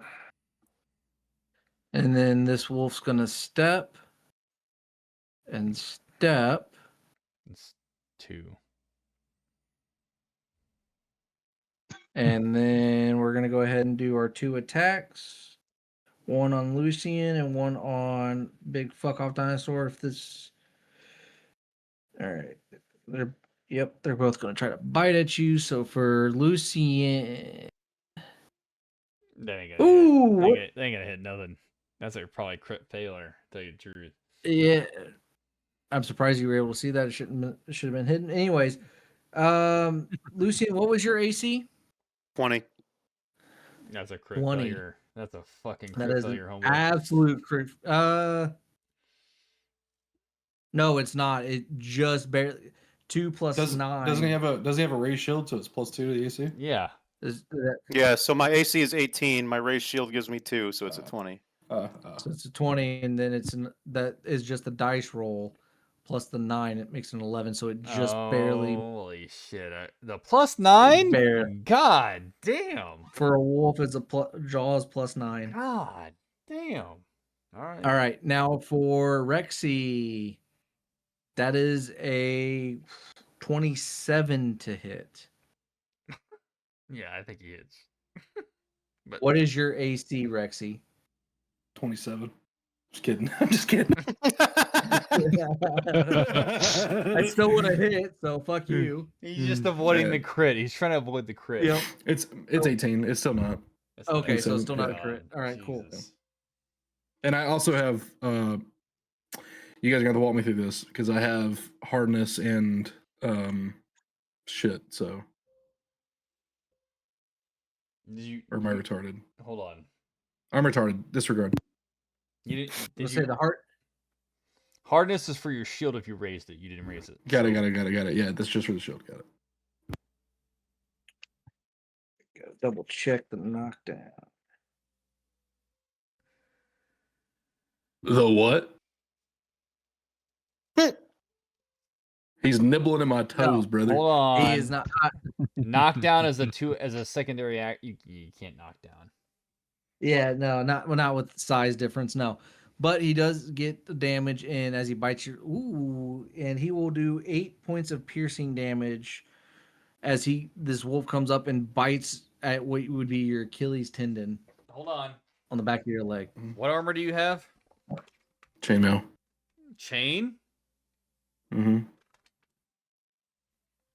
You said it's piercing damage? It is piercing damage, so that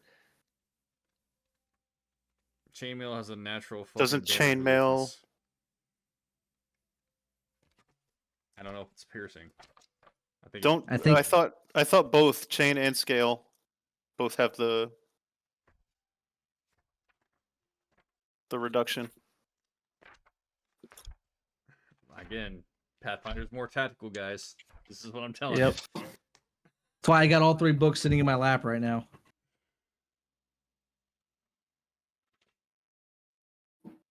This will get faster, trust me. As we get better at it, yes. All right, chainmail has the flexible, noisy, and Chain. The armor can bend with a critical hit. Absorb. Reduce the damage from critical hits on chain for the group. okay, only crits. Well, sorry. That's for the chain group. When I'm looking for flexible right now for that description. Flexible is just for acrobatics and athletics, so he's good. Okay, so yeah, there's no damage reduction No, then. composites for scale. That's the difference.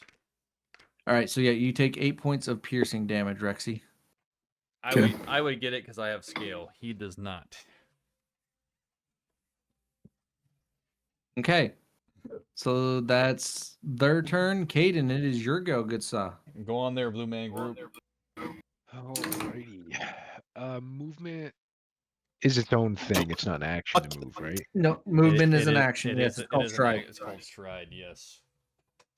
Okay, and that's a one action, Yes. maybe. That's one action. Yep. Okay, yeah, I just don't see it on here. Okay. Um, so I will move up a little bit, The fuck a little bit, bro. just like 15 feet, maybe, Okay. and then I guess I'll cast Oh god, I spelled Phase Bolt. You're casting. Sorry, say again. Phase Bolt at this wolf right in front of me. I love new spells. Phase Here we bolt. go. Back to the book.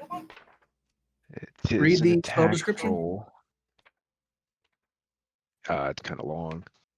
You point your finger and project a bolt of magical energy that stutters in and out of phase until it reaches the target. Make a ranged spell attack roll against your target's AC. If the attack has any circumstance bonuses to AC, such as a shield or cover, reduce that bonus by 2 for this attack. On a success, you deal 3d4 piercing damage. On a critical success, they take double damage. Okay. Oh, that's right. You can crit with spells in this fucking Yes, game. Oh, yes, shit. yes, yes, you can. Go ahead and make me a spell attack roll, Bubba. Okay.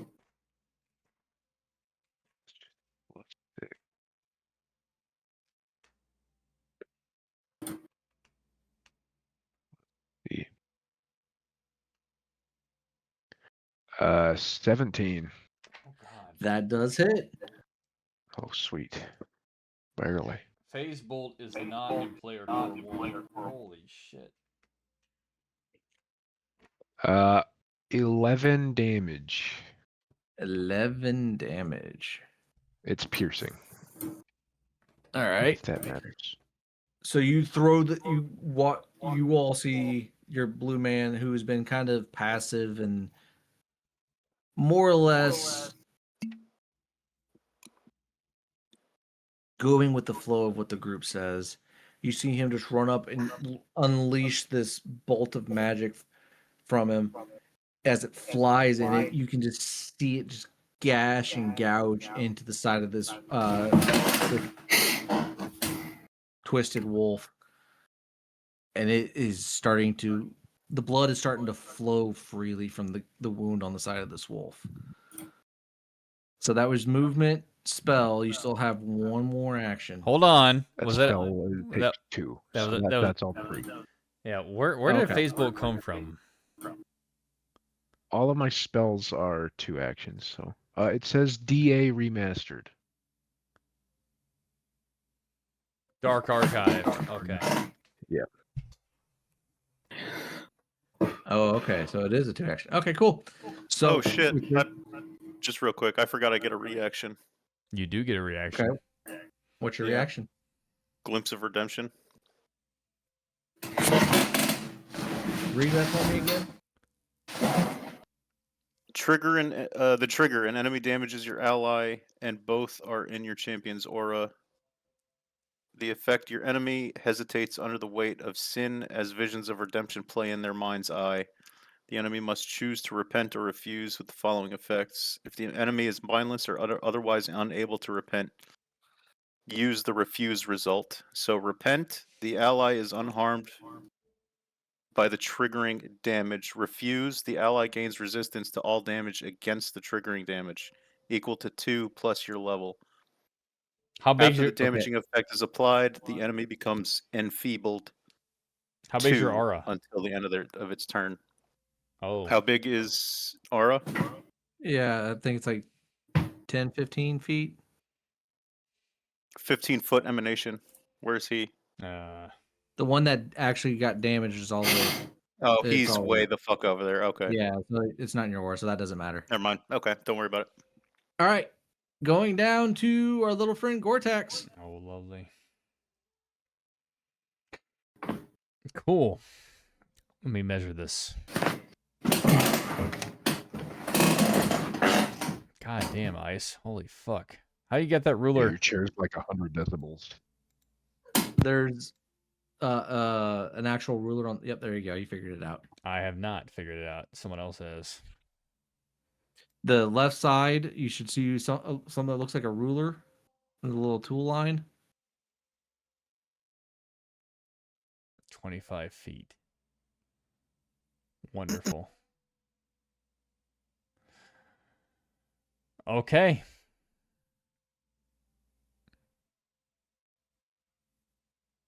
Damn it.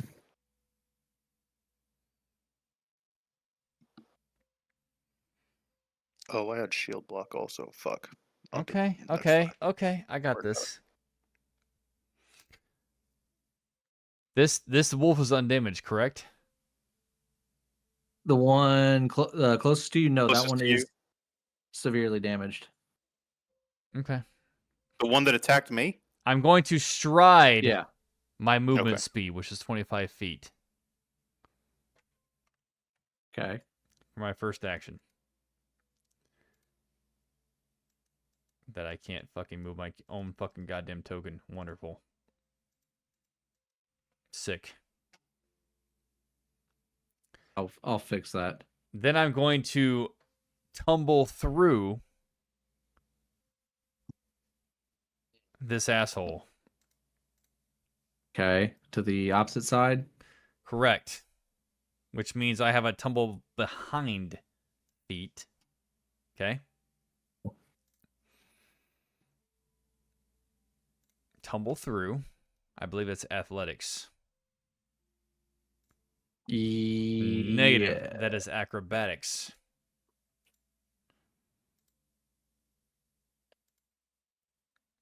Which I rolled a 21.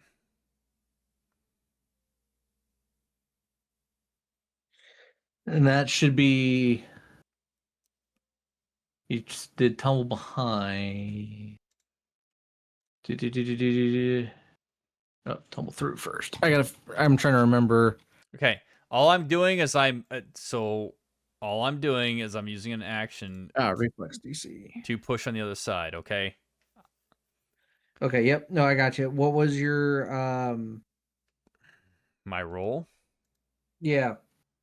The fuck did I roll? I think it was a 25. Oh, then you're good. Yeah. So now he's Yeah, off you're good. now he's off guard. Yep. Great. So that means I will use sneak attack since he is off guard. And because he's off guard, he has a -2 to DC. Or -2 to his AC. Yes. Yes. Yes. Great.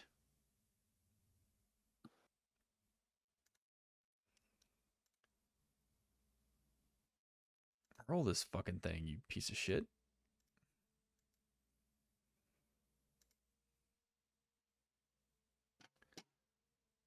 Sneak attack.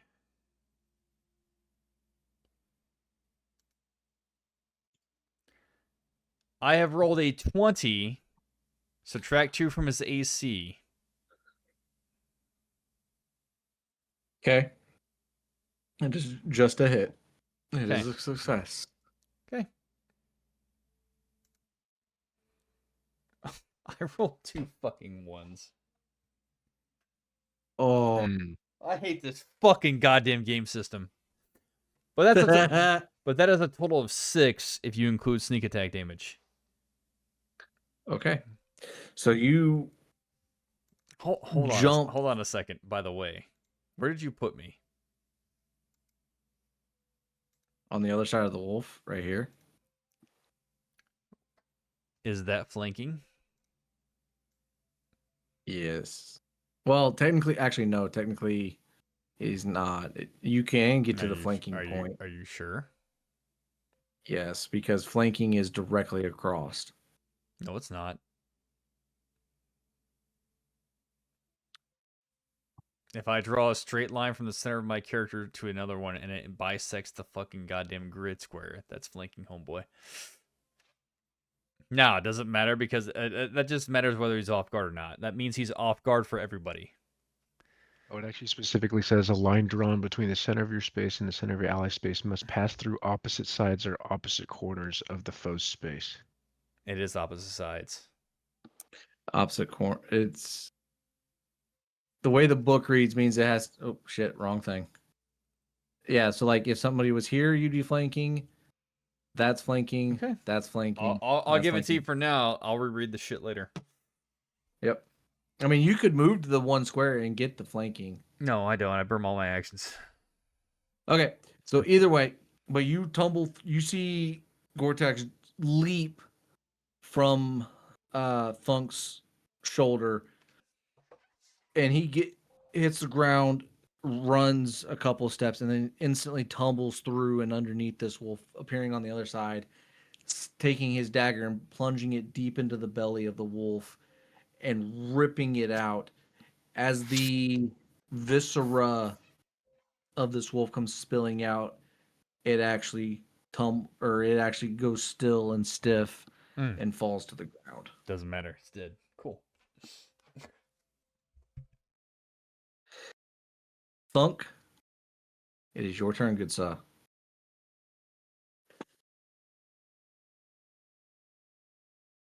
You're muted.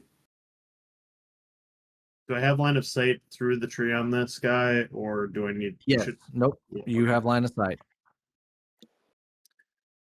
Alrighty. Well, let's hope I don't accidentally shoot our new T-Rex friend by accident. Pretty sure 23 hits. That does hit. Go ahead and roll me that damage. Fucking 1 damage. Damn. It's, Welcome to the club, man. dude. Fuck this game. Do attack 2 doesn't hit, I'm assuming. That does not 7. hit. No, sir, that does not. And this is the point where it gets really risky on whether or not I accidentally shoot her It gets T-Rex friend. it's very risky at this point. Bug it! Demoralized. Drop his fucking. Oh. Okay. Cool at 1 point. That means you must have rolled really That's fucking high. Totally fine. That is a critical fail. Okay, so their armor is at least 15, or yeah, at least So- 15, right?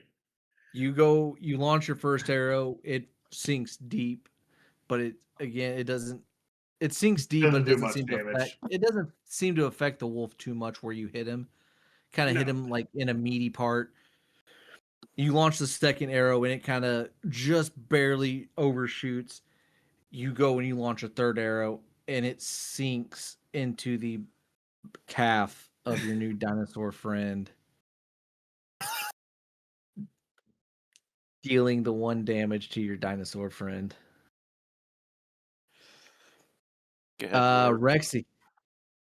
Rexy, it is your turn, good sir. Can you guys hear me? Yes. Okay. All right. I'm gonna fucking overhand this fucking Goretax into that fucking the base of the skull of that wolf. My rage still hat is on, so it's plus Yep. 2. Yeah.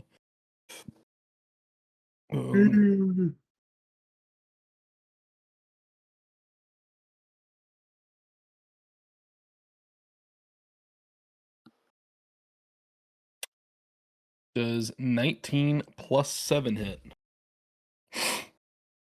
That is a critical hit. Okay. And then I'm gonna roll for critical damage. Yep. Oh, it's still rolling out. It's still rolling out. What the fuck is going on? It's like frozen. All right. So this makes no sense. The math doesn't make sense if that's just 2. Oh, because it's doing the plus 4. Okay. So I rolled a 1d12 plus 4. I rolled an 11. So it's 11 plus 4. So it's 30 damage. So after this wolf has bit your Achilles tendon and it feels like it may have gotten a claw, but was actually an arrow in the back of your calf, you get pissed off and you bring your axe down. And instead of you were aiming for its skull, but instead you go deeper. You go from snout to about front shoulder blades, and split this thing as it flops open. It kind of just goes still, dead. Oh, come on. It's dead. It's dead. So I'm using my secondary action to pick up half since I'm enraged. I'm still enraged. I'm picking up Mhm. half of the wolf and I'm fucking throwing it at Thunk for shooting me in the calf. okay. So you pick up this. You pissed off. You take this wolf body and you launch it at Thunk. How do I want to? I know there's a. Well, I mean, that's purely action economy and works out great. Yeah. I gotta find the. It should be a. Improvise throwing rules. Yeah. Yep. That's what I'm looking for. So many fucking rules.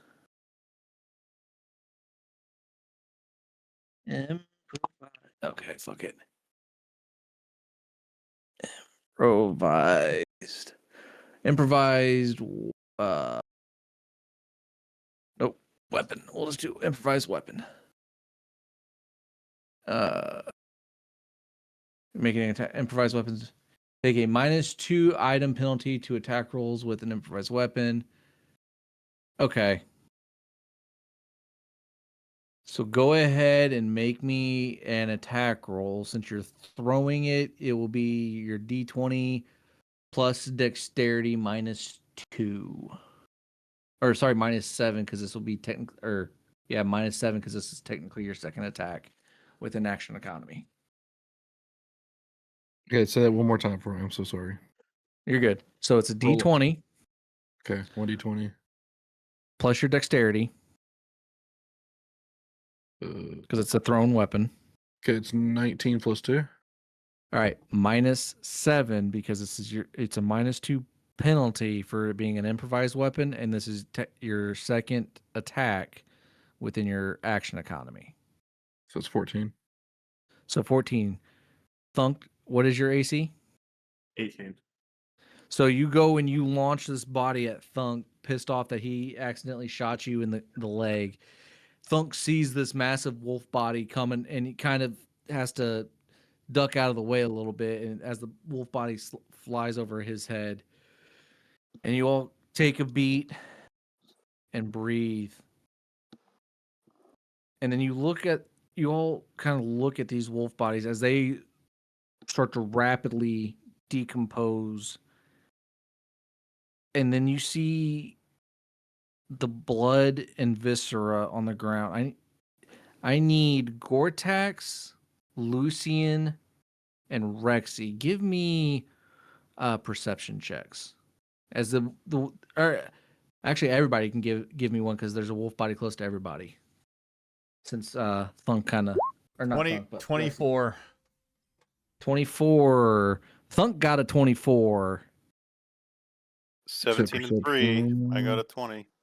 Jesus. 20. Path Builder is treating me well.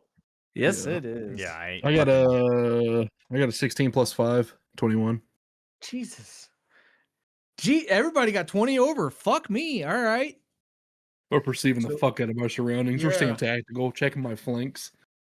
So you guys Easy there, look, fucking goddamn Jocko. Jaco. Yeah.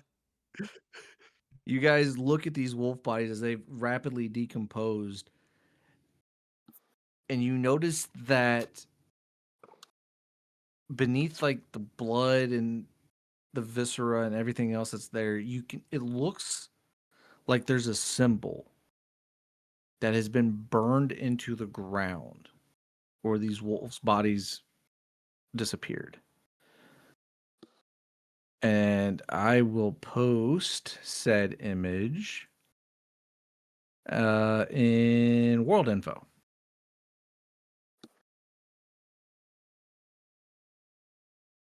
In 2 seconds. Wherever my picture went. Oh, it didn't.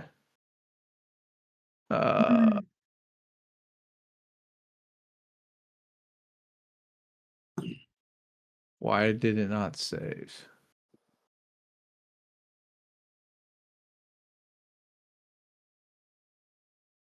There we go.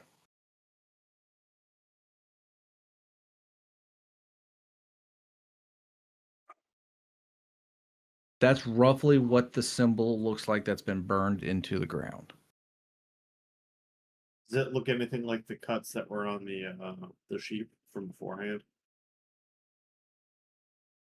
So looking at the symbol and seeing it in its full, somewhat full marking, it looks strikingly similar to some of the cuts from the sheep. Okie doke.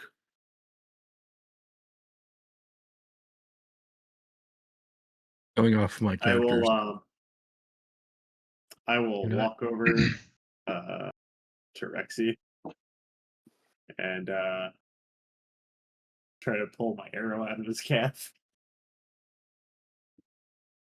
I only Yeah, have I'm so gonna many use. of these. I'm just gonna stare him down. I don't care. I'm still gonna pull him. Try to pull it out. Yeah. Learn common. So you go and you brace and rip. Do you want me to leave it in there and get it infected?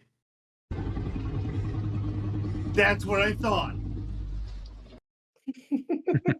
You go and you rip the arrow from the calf of Rexy. Like, I feel like as an archer, I know the Or proper pull. way of trying Yeah. to pull an arrow from Yeah, anything, whether it's living or dead. So I don't Yeah. try to do more damage. As in, I'm not saying you as did. in pushing it through. Well, it's not all the way through. It's just in. Yeah, Just brother. was a little graze. You're fine. So I only nicked one of your scales. So you dealt with what you can presume is the howling that you heard. Ice, your character, you know this is just from the things you've seen being in these woods, you know this is just the side effect. You know the real threat is deeper, and you know exactly where it is.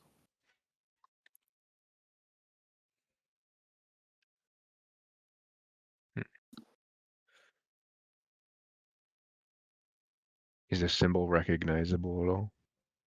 You can attempt a Can I religion try check. So hang on. recall knowledge? So hang on. That's This symbol materialized out of fucking thin air, or like from the blood, or how did the symbol appear? I think the way.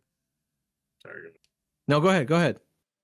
I think the way he described it was that the body is decomposed and left these kind of symbols underneath. Underneath their Was my carcasses. interpretation. I might be. No, that's right. Okay.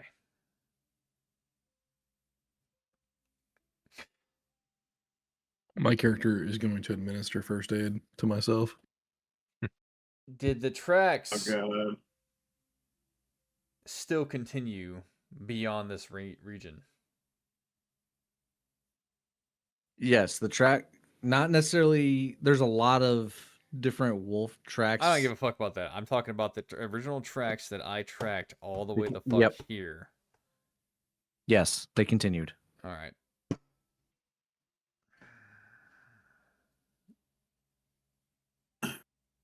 So, Caeden, you did a religion check.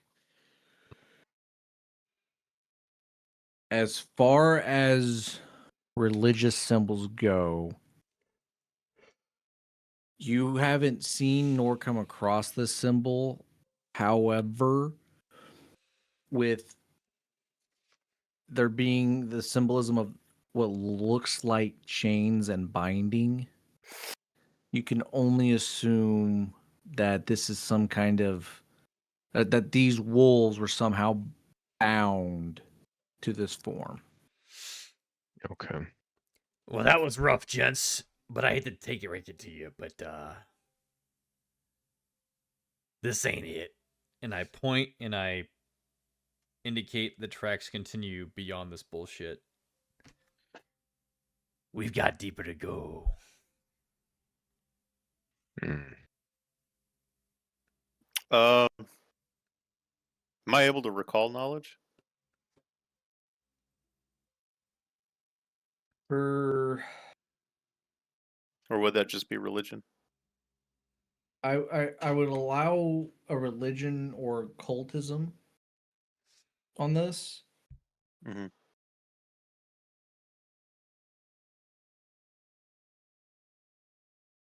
Yeah, religion or cultism. Oh, I got a 6. 6. Yeah, this symbol's not ringing any bells to you. Yeah, okay. Have I Right. seen it? I only have a 2 in religion. I'm assuming that the main reason why they were allowed to roll on religion was because of their class. But would it be possible for me to Yeah, throw that out in the dark? Maybe I might have seen Yeah. something. Yeah, you can throw it out there. Um, Nope, 16. I accidentally pressed it twice. So so Pretty high Fine. for an Well- untrained guy. yeah, that's a solid roll. Again, just seeing the symbolism of what looks like chains and binding on this symbol. Now, Rexy, you have seen this symbol at the site. Is it just? I don't want to give away too much about my character. Yeah. Just DM to me how long ago this started to happen based off my character age.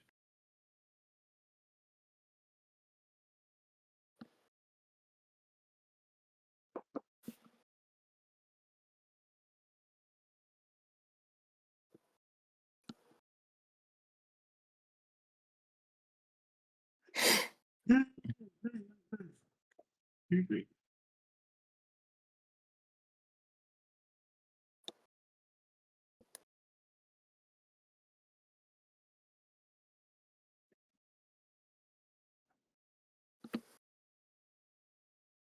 All right, I'm gonna start fucking chopping through fucking trees and moving to the direction of where I want to go. Okay. So you see Rexy look at this symbol, Smell of it. and he instantly starts booking it deeper into the woods, following the tracks that you were initially following, Goretax.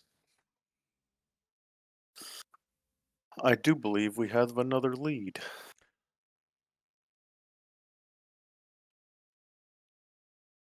And we should follow Yeah, this. it coincides. And I climb right back up on my goddamn fucking Thunk's shoulder. So you all, again, Rexy just plowing through the trees, moving the forestry out of your way. And the deeper you're going into the Weeping Woods, the more twisted and mangled and unrecognizable these trees are becoming.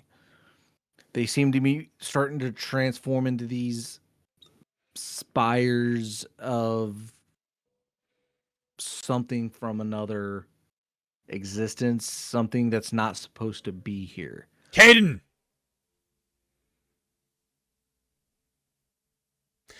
Caeden.